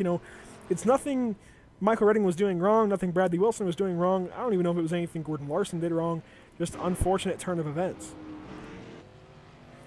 And like I was saying, Michael Redding has a very limited view. All he really has is some numbers on the upper left of his screen to tell where other drivers are. He thought he was clear. He tries to get spun around. Bradley Wilson clearly saw him, tried to slow up. Just the 07 had no time to react as we get ready to go back green here. And we've only got 5 cars in the pacing field now. Make it 6, 7 with Blake Fallone and Jared Beasley. Very few cars left, and by virtue of attrition, Spence Thompson's going to take the lead in the American Revolutionary Chevrolet. And he's got what looks to be a very clean race car, a very fast race car right now, as he's going to try and pull away from Tyler Justice. But Tyler Justice, we know, is the fastest guy here, and looks like maybe Spence is going to let Tyler have the bottom lane. Oh. Let this pan out. I don't really know what's going to happen here. I mean, we haven't seen Spence Thompson battle with these guys up for the lead at all yet. We've seen him battle around about 5th place, but not for the lead just yet, and this is going to get exciting right here. And if I'm not mistaken, I believe Tyler Justice is on fresher tires than the 89. I believe the 7 just came out of pit by to 2 put him. laps. By 2 laps. By 2. Well, Tyler Justice. Oh, he's getting loose on the bottom. He's losing it. And he's going to hang on to it, though. That might have just evened out the tires just a little bit. And so just the real quick moment where these guys are spread out, we're going to start bringing some guys in to talk with them under green. First, I want to bring in Mike Bruno. And Zach, I'll let you get him in here whenever you're ready. Alrighty. Mike Bruno, this is Zach up here on the PSI TV booth. You got a copy, bud? Yeah, I got you, buddy. Oh, obviously we could tell from your voice it's really dejecting. You were out front all night. You had a good run going. You had a battle with your teammate Michael Redding there. Lost it out of turn 4, I do believe. What happened there? It seemed turn 4 was going to be the trouble spot for everyone. What bit you coming out of the corner? Yeah, just racing hard there, want to get the win. I was on older tires compared to everybody else there, and the thing just snapped on me. It was weird. I've been running that line all night and was able to get on the throttle really hard on the exit, and I did the same thing, and I saw Tyler was there. I think I burped it just for a second. When I did that, the rear end of the car came around, and the rest is history. It definitely sucks here for my SimSpec sponsored Chevy, but we'll go get them next week. Yeah, we were watching you here, and we couldn't really believe it because we were watching you run that whole line too, no problems. You didn't even really get loose and just kind of lost it out of turn 4. We feel for you, buddy. We can hear the dejection in your voice. We'll let you go as caution comes out here on the track, but we know it's a tough night for you, but we're looking forward to seeing you race next week at Texas. Thanks a lot, bud. I appreciate it. No problem, sir. Thank you for coming up here with us. Yeah, no problem. And I do want to correct you just for a moment there, Zach. The plan is actually to have these SimSpec boys up in the booth next week at Texas Motor Speedway for the ARCA Series event. But as you saw there, while Mike Bruno was up in the booth, Tyler Justice got up into the wall, and then we had a caution totally separate. Just the 114 got loose at a turn 4, and that's going to end his night as the car was smoking as he drove away. And it looks like Spence Thompson will stay out. Everyone else elects to come down the pit lane. And I'll tell you what, I want to mention, Terry Mason was taken out on lap 1 of this event. Don't want to feed into any, politics of the situation necessarily, but he did end up with a blown motor on lap 1 of tonight's 200-lap event. Now, after 150 laps, Terry Mason, by virtue of attrition, is currently 32 laps down, has taken some wave rounds, maybe some lucky dogs, and is 9th place. Yeah, I was looking at that too. I was like, where was Terry? And here he is sitting P9, 32 laps down, but still sitting P9. That just goes to show that you can't really give up. I mean, he was at one point 19th, sitting dead last. Here he is now sitting 9th, gained 10 positions, even though being 32 laps down. Yeah, I mean, it's incredible, and there's only more ahead of him. We see Michael Redding has severe damage to his car. Mike Bruno, severe damage to his car. So he'll at least be able to get by Mike Bruno, if not Michael Redding as well. And now Jared Beasley's out of it. We could see our champion get taken out on lap 1, be 32 laps down, and still come back to finish 6th place. I mean, that's just incredible. That's very possible. That is very possible. And we're getting ready for the restart here. We're going to bring up some more drivers out of the infield care center. We got to talk to Mike Bruno a little while after his wreck there, and we're going to bring up as well. It looks like Michael Redding, we saw his spill, so we'll bring him into the interview waiting booth. As green flag comes out. Green flag's back out. We've got Spence Thompson and Tyler Justice battling down into turns 1 and 2. We'll cover this battle for a moment, and then get to talk to Michael Redding. Tyler Justice was in the wall a little bit there. He does get a good entrance into the corner. He will take the lead from the 89. Now it's just going to be a matter of the 89 can fall in behind the 7, running back down, or if the 7 can take off. Right now, our 3rd place man, Derek Robinson, in the 818 car. He's been having a really smooth night as well. He's running 3rd just behind Spence Thompson. Behind him would be the 90 of Robbie Buckner. To his direct behind, and right in his mirror, would be the 66 of Bradley Wilson. Bradley is 105 lap down, sitting P15, but Robbie Buckner sitting P4, getting ready to pass him. And our last car in the lead lap will be Blake Falone, sitting P5 as of right now. And now we'll take this moment to bring up Michael Redding. Michael Redding, does Xander up in the booth? Sucks that we're having to talk to you again because of a wreck, but do you have a copy? Yeah, I got a copy. Well, we saw you go for a heck of a spill, unfortunately. Definitely, wasn't good to see your car go around after leading so many laps and being a part of this great battle that we had for the first 100 laps. What can you tell us about what happened there out of turn 2? I don't know. I don't go back and look at replays because I don't try to store stuff in my memory. But I do know the 89 was underneath me. I don't know if Spence pushed up into me or what. Could have been Netco for all I know. But this sucks because we had definitely the car to beat.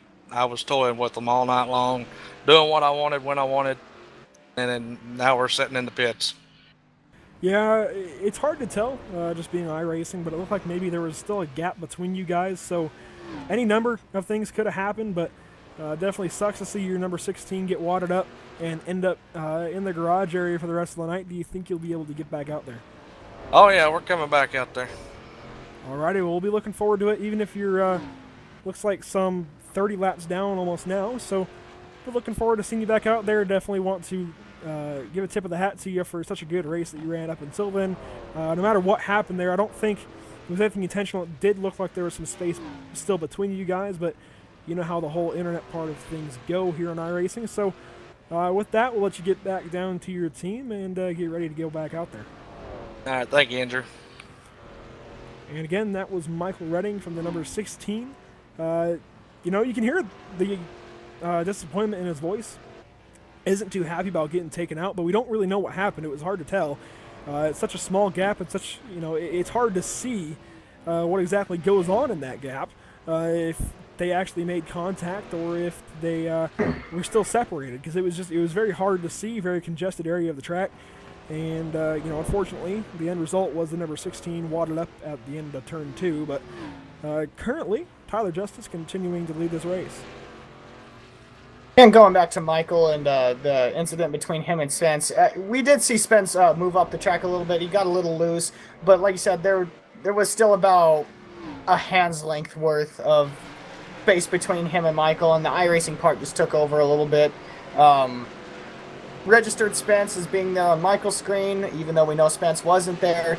It just got into Michael and sent Michael around. It's a tough break. I've been a part of netcode. I know most of everyone on iRacing has. It's a really tough break. It's hard to swallow, but at the same time, you can't really get mad at anyone. It's just something out of your control. For sure. And Zach, I'll let you bring up Jared Beasley whenever you're ready, but his teammate Tyler Justice continues to lead over Spence Thompson and Derek Robinson. Alrighty, let me bring him up here real quick. Let me put him in interview waiting. Bring him up. Jared, this is Zach up here in the PSI TV booth. You got a copy? Yeah, I got you, Zach.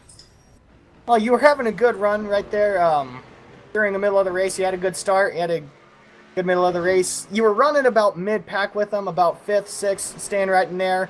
I believe it was a self-spin that bit you. What happened there? Just break out of turn 4. Tell us what happened to you. Yeah, I'm pretty sure it just broke out. I don't really know what happened there. I didn't think that I got on the throttle any harder than I usually do, and it just broke loose.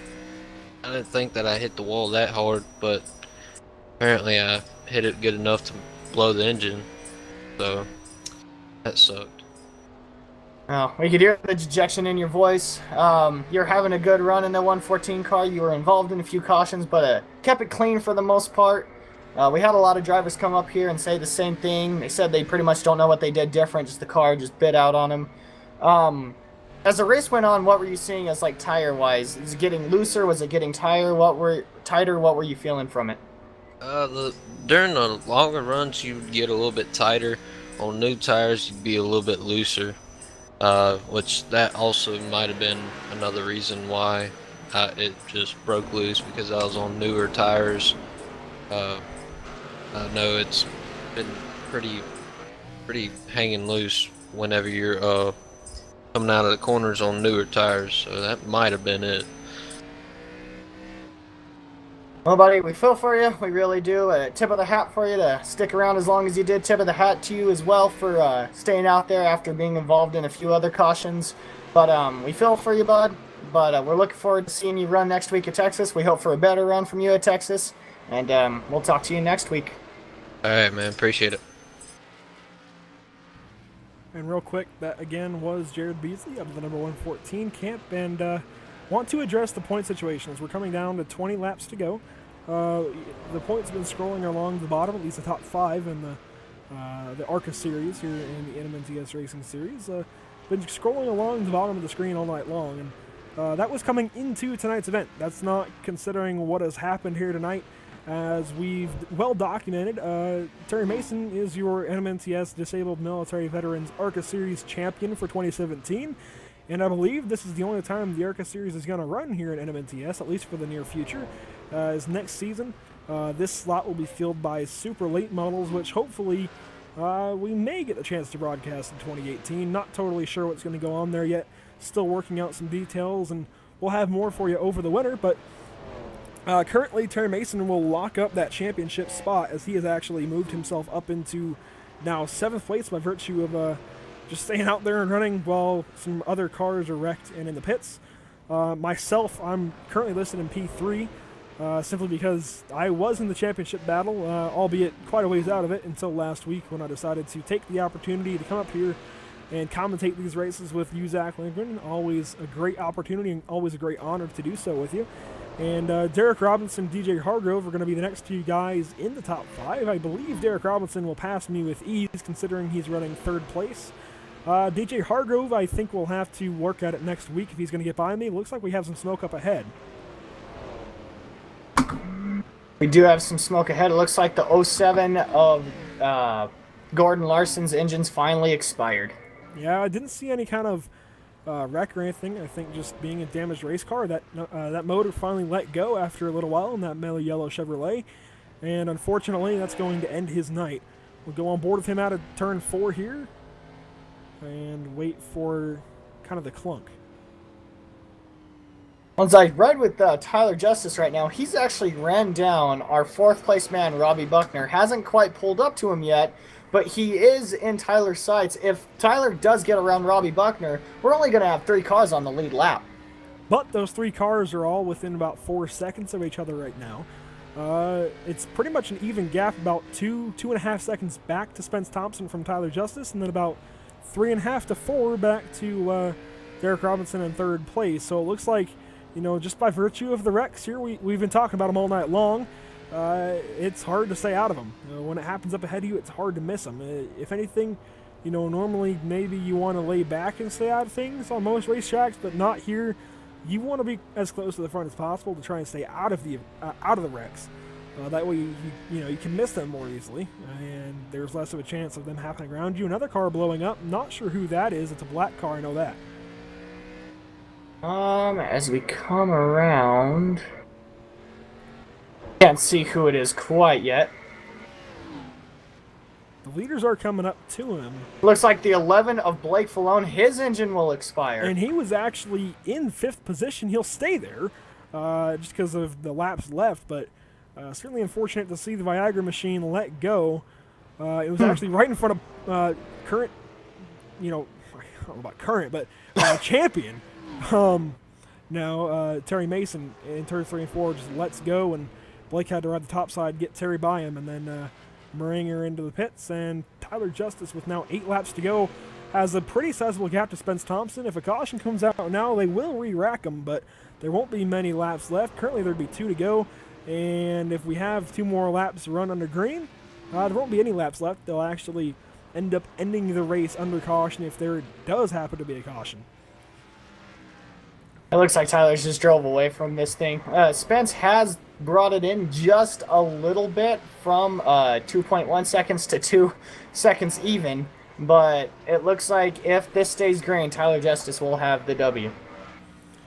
Yeah, I'll tell you what, Tyler has just taken command of the back half of this race, just like he did the first half. There was a bit of a hiccup in between where he and team owner Michael Redding got together a little bit, and we see Terry Mason bringing his car through the pits. I think maybe to just not play a factor the rest of the night. He actually lost a couple more laps. I'm not really sure what happened there. He may have actually parked it for the night. And it looks like he has, as we have just a few laps to go. We're actually going to be coming around to 2 laps to go this time by. Right now, there's not really much going on the track. Everyone's just kind of leveled out. Right now, our leader, Tyler Justice, does take 2 to go this time by. Spence Thompson being 2.1 seconds down to Tyler, and Derek being 5.5 down to Tyler. 3.5 down to Spence. Doesn't really look like anything's going to change. White flag this time. White flag is out, and Tyler Justice going to come around turns 3 and 4 one more time for the 200th time all night. Tyler Justice is going to win your Fall Jamboree at South Boston Speedway. 200 laps in the books. Again, Tyler Justice, your winner. Spence Thompson in 2nd place. Derek Robinson in 3rd. He'll come across the line in the number 818. In 4th place, a lap down, it'll be Robbie Buckner. Ooh, excuse me. Being 5th place, Blake Falone will be 5th. Michael Redding, who had a really dominant car tonight, just bad luck bit him. 6th, Terry Mason, our ARCA Disabled Military Veterans ARCA Champion, P7, Jared Beasley P8, Mike Bruno P9, Mark Roderick P10. And in 11th, we'll have Bradley Wilson. In 12th will be Gordon Larson. Gordon Larson's motor did expire just a little bit ago. Then Jason Burgess will take P13. Sorry, P14 will be DJ Hargrove. P15 is Craig Lerman. In 16th position, Jesse Mason will bring that car home 157 laps behind. Corey Walters will end up 17th on the night. Matt Skipper in 18th. And Kenneth Yonts in 19th position, 183 laps behind the leader. As we mentioned before, only 3 cars finished on the lead lap. Everyone else finished 1 lap down or worse. Our closest to that lead lap would be Robbie Buckner 1 lap down, and then it'd take a jump to Blake, who was 12 laps down at the end of that. All right, we're going to start working on interviews. Zach, I'll let you bring up Derek Robinson when you're ready. Alrighty.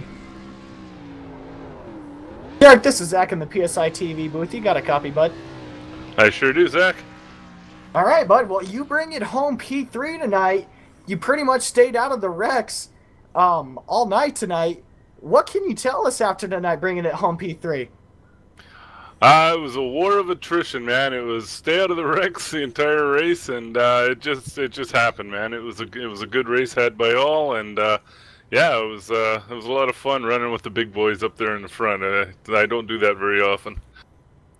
Yeah, I mean, off of that restart when you were battling with Tyler and Spence there, I thought for sure you might get out there and battle with Tyler. You had a really good car tonight, but it was good to see you finish P3.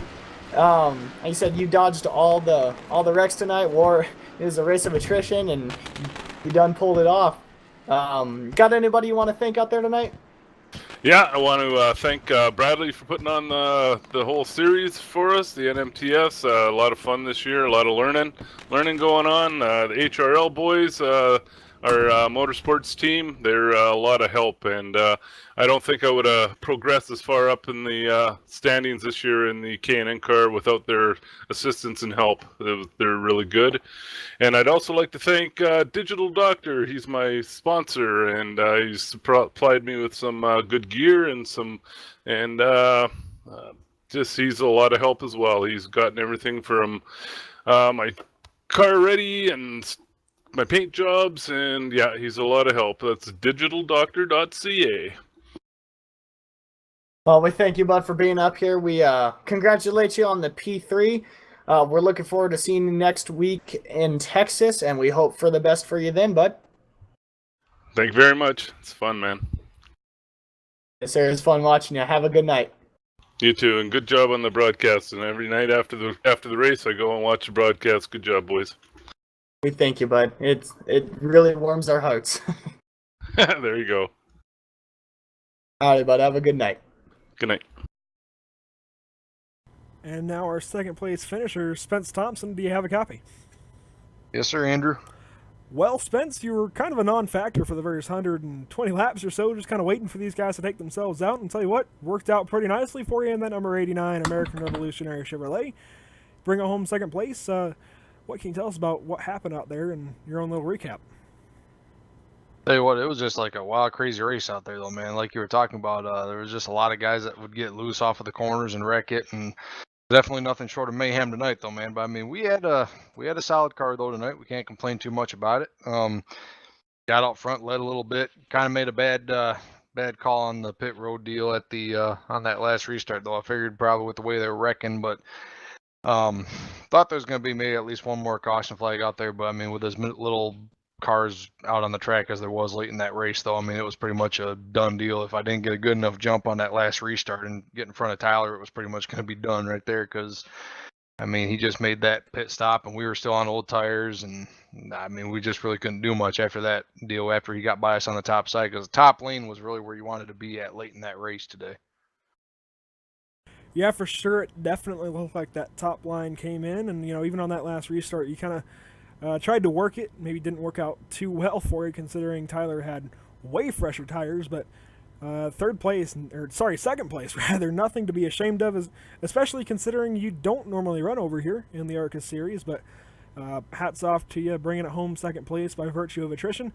Did a great job out there in the number 89 tonight. And is there anyone you want to thank, man?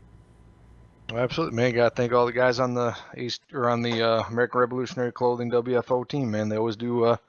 Like I said, I give them so much credit week in and week out. They do such a great job preparing good cars, and like you were talking about too, and we don't normally run in the ARCA series, but every once in a while we can get out here and tussle with these guys and usually have good top 5 runs. We came home second here tonight. Thought we had a shot at it, but I mean, can't be any more pleased with second place though. Congrats to Tyler on the win, and then got to give a big congratulations to Terry there on the championship win there today, man. Those guys over there at the 75 team definitely deserve it. They worked hard all season long to put together good efforts all year and fought through a little bit of adversity late in the season, but powered on through it, and they came home championship winner. And gotta give big props to all these guys on the 89 team though too, man. They do a great job too, and we're gonna be pumped to try to go get the second truck title and then hopefully the only Grand National title as well, man. All right, well, we'll be looking forward to seeing you in that number 89 Chevrolet Camaro there on Tuesday night. We'll have that coverage from Phoenix International Raceway here on PSI TV. Once again, same time, same place. And Spence, I'll let you get back and gather up with your team after that race. Appreciate it, guys. Thank you. And again, that was second place finisher Spence Thompson. And Zach, it's up to you to get a race winner.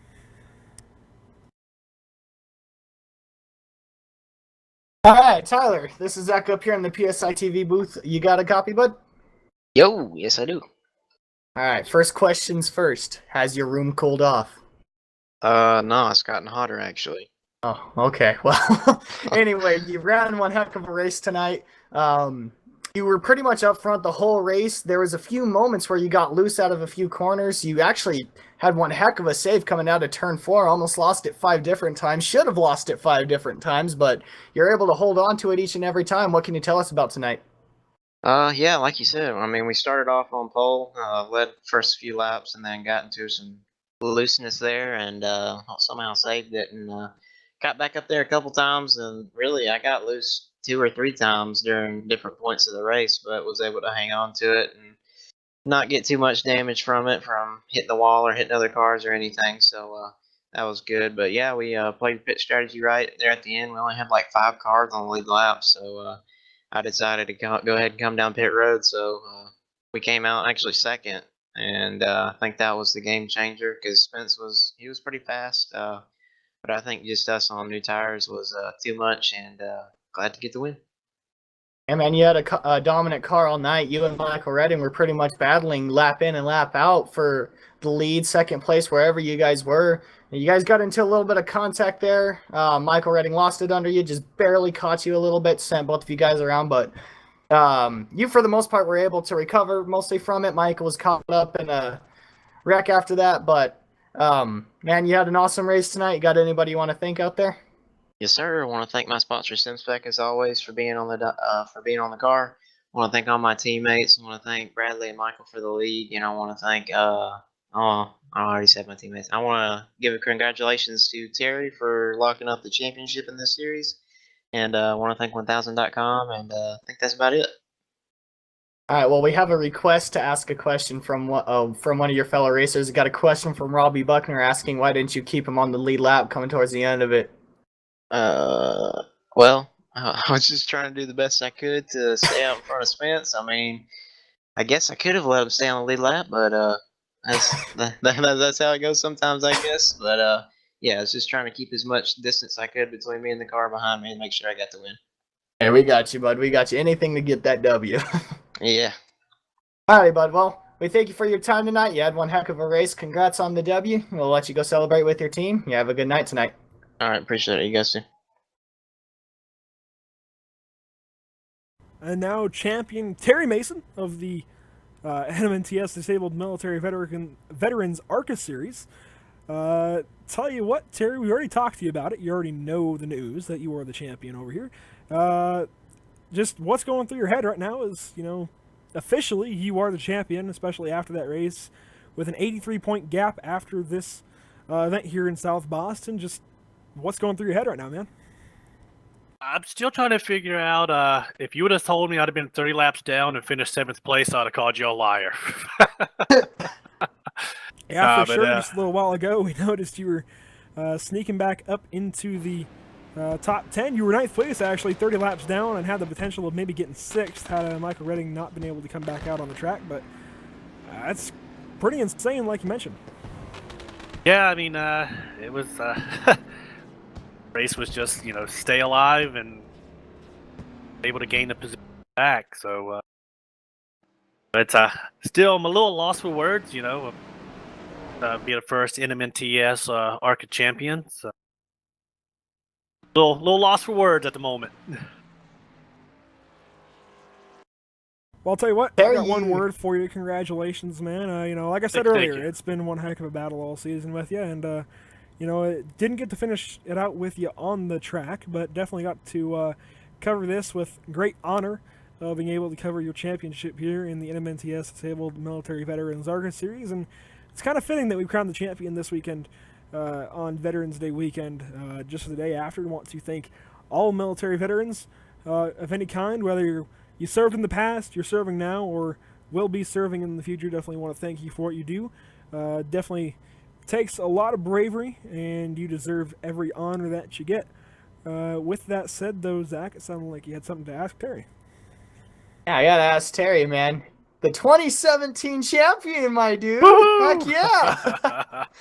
No, but I got to give you props, man. You ran pretty much this whole season without any wins. I hate to keep bringing that up to you. I know. But no W's. But you're still able to bring out the W for the championship, man. That's awesome. I'm happy for you. I'm happy to call you my teammate, bud. Congratulations. Oh man, I'm happy for you. Well, I appreciate it, man. It's been a great ride this season. So, and I've got the best team, best teammates, and I couldn't ask for anything else. And I'm extremely happy for you. Did it hit you at any point during the race, like, wow, I'm the champion, or is it just barely setting in now? It's just barely settling in now. I think it'll probably really set in, I guess, at the completion of the Texas race. That's going to be the end of the season, and then I have to go sell the old ARCA car and pull out the old late model, get the dust off of it. Yes, sir. But what I would like to thank, though, is I definitely like to thank Joseph and Ron for giving me the privilege for driving for Riot Motorsports, carrying the Project 9 Line badge on the car. If anyone's ever curious, Project 9 Line, they empower veterans with the integration through the arts and activities. So it's great. It's a great cause. I definitely encourage anyone that'd like to support the veterans to visit www.project9line.org. All right, buddy. Well, we thank you for being up here. Congrats on your championship again, man. That is awesome. We look forward to talking with you next week as we officially confirm you as the champion. But, man, we can't wait for next week. And it's awesome to see you, Crown Buddy. I'll talk to you then. All right. Thank you, guys. Good job tonight. Yeah, thank you very much for running out here and always being the class act that you are. And once again, congratulations. And we'll let you debrief with your team and enjoy this victory of sorts despite finishing 30 laps down in P7. I appreciate it. Thank you, gentlemen. And again, that was Terry Mason, your 2017 NMNTS Disabled Military Veterans ARCA Series champion now. You'll see the updated points, at least for the top 5, scrolling along the bottom. So we'll go through the point standings here. I actually have them pulled up, updated as of tonight. Can confirm Terry Mason, once again, is your champion at 902 points throughout the season. 29 starts, 8 top 5s, 19 top 10s. So again, Mr. Consistency right there. I believe he also completed the most laps by, looks like, at least 300 over Derek Robinson, almost by 700, I believe, over second place Jason Alexander. Second place was Jason Alexander, 83 points back as of now. That could change next week, and it almost certainly will. Jason Alexander just got into the broadcast, actually. Just got on as a viewer. So, Jason, unfortunately, we can confirm you'll be second place on the season. But definitely want to give a shout-out to you for always doing your best out here on the track and putting up a fight, and you can still finish second place very easily. Definitely got to feel good for you, despite coming up short. In third place will be Derek Robinson, 107 points back. In fourth place currently is myself, despite being out of the car for these last 3 weeks. Going on to fifth place currently is DJ Hargrove, 143 points back, rather. In sixth place, Kenneth Yance is 188 points back.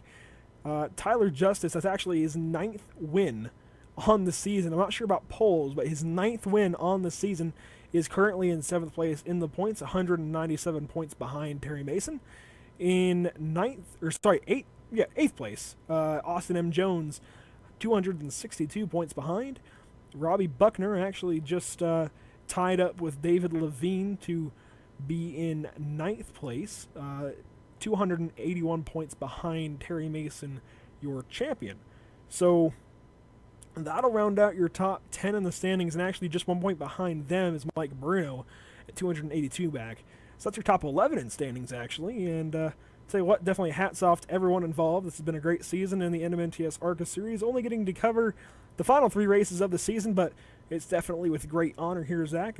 I think you would echo me there. So without further ado, real quick, Zach, let's get your closing thoughts. A crazy one tonight. I mean, we saw it from the get-go. Everyone was loose off of pretty much every corner. Everyone was having a hard time pretty much off of every corner, and it bit most of the drivers tonight. We only had 3 finish on the lead lap, and I hate to emphasize that, but we kind of did. But you know what? Even though we only had 3 drivers do that, it was far from anything but a boring race. I mean, we had action all over. We had close, intense racing. We had battles pretty much each and every lap. Tonight was an awesome night. I had fun watching it. I appreciate you letting me come up here and do this broadcast with you. And I look forward to you guys broadcasting it next week, as I'm not going to be up here in the booth. Yeah, Zach will be actually won't be back in the broadcast booth with us at all for the rest of 2017 from the looks of things. Zach will be competing to make it to Homestead in the NMNTS Grand National Series this Tuesday night at Phoenix International Raceway. Spence Thompson, I believe, has already punched his ticket through to Homestead. I could be wrong there, but I believe he's on his way. In Grand Nationals, he is not. Okay, so he is not. He still has to battle at Phoenix, but I believe he's pretty much above the cut line by a good bit. We'll have to pull up the standings on Tuesday and obviously cover that with great detail. Next week, we'll have Texas Motor Speedway here in the ARCA Series. That will be finishing up the season. We are pending to see what happens this tomorrow night actually, to know whether or not we'll be covering the NMNTS Monday Night Championship at Homestead Miami Speedway or not, but we will for sure have the championship for the Grand National Series next Tuesday night from Homestead Miami Speedway. So that's when you can catch us. It'll all be about the same time, about 9 p.m. Eastern, which is 8 Central, 7 Mountain Time, or 6 p.m. Pacific. I don't know the other time zones. But you can catch us here at those times. We may also, throughout the rest of the fall and winter, have winter races from the All-Star Sim Racing Manifold Truck Series. That's still to be determined. But definitely want to thank everyone who watched tonight. Viewership wasn't quite where it was a couple weeks ago, but I think that's kind of the results of a lot of wrecks at the beginning, kind of not necessarily looking appetizing to a viewer, but it was definitely an action-packed race, so hopefully if you tuned in, you enjoyed the race, and I think that's about it. For me, definitely want to give a thank you to our sponsors, TN Designs. You can get hero cards and paint schemes and pretty much anything to fulfill your iRacing graphics needs. Just $5 each. Prices do range depending on detail on the order, but everything starts at $5. You can also go to Pit Stop Insider for NASCAR news updates, or Pit Stop Insider TV like you're watching right now for these kinds of races, and from time to time NASCAR live streams. You can also go to SimSpec PC Towers for a brand new sim racing computer, just like the name says. It's custom built for iRacing specs. And also want to give a thank you to Oliver Mobile Fleet Repair and Scott Brotherton Images. And with that, guys, definitely want to thank you all for watching. Zach, thank you for coming up in the booth. And that's about it for tonight. Definitely want to once more thank everyone involved and wish everyone a good night. My brain's failing me here, Zach. I'll let you take us out. Alrighty, well, we thank every each and one of you guys for watching tonight. I hope you guys enjoyed it the same way we did. And tell you what, Zach, I hope you have a good rest of the night. Yeah, I know. We're brain dead right now. Yeah, 200 laps. Apologies for us kind of losing it right there at the end. It's been a long night. We'll see you next week, and hopefully Tuesday night. Do not miss Tuesday night, about 9 p.m.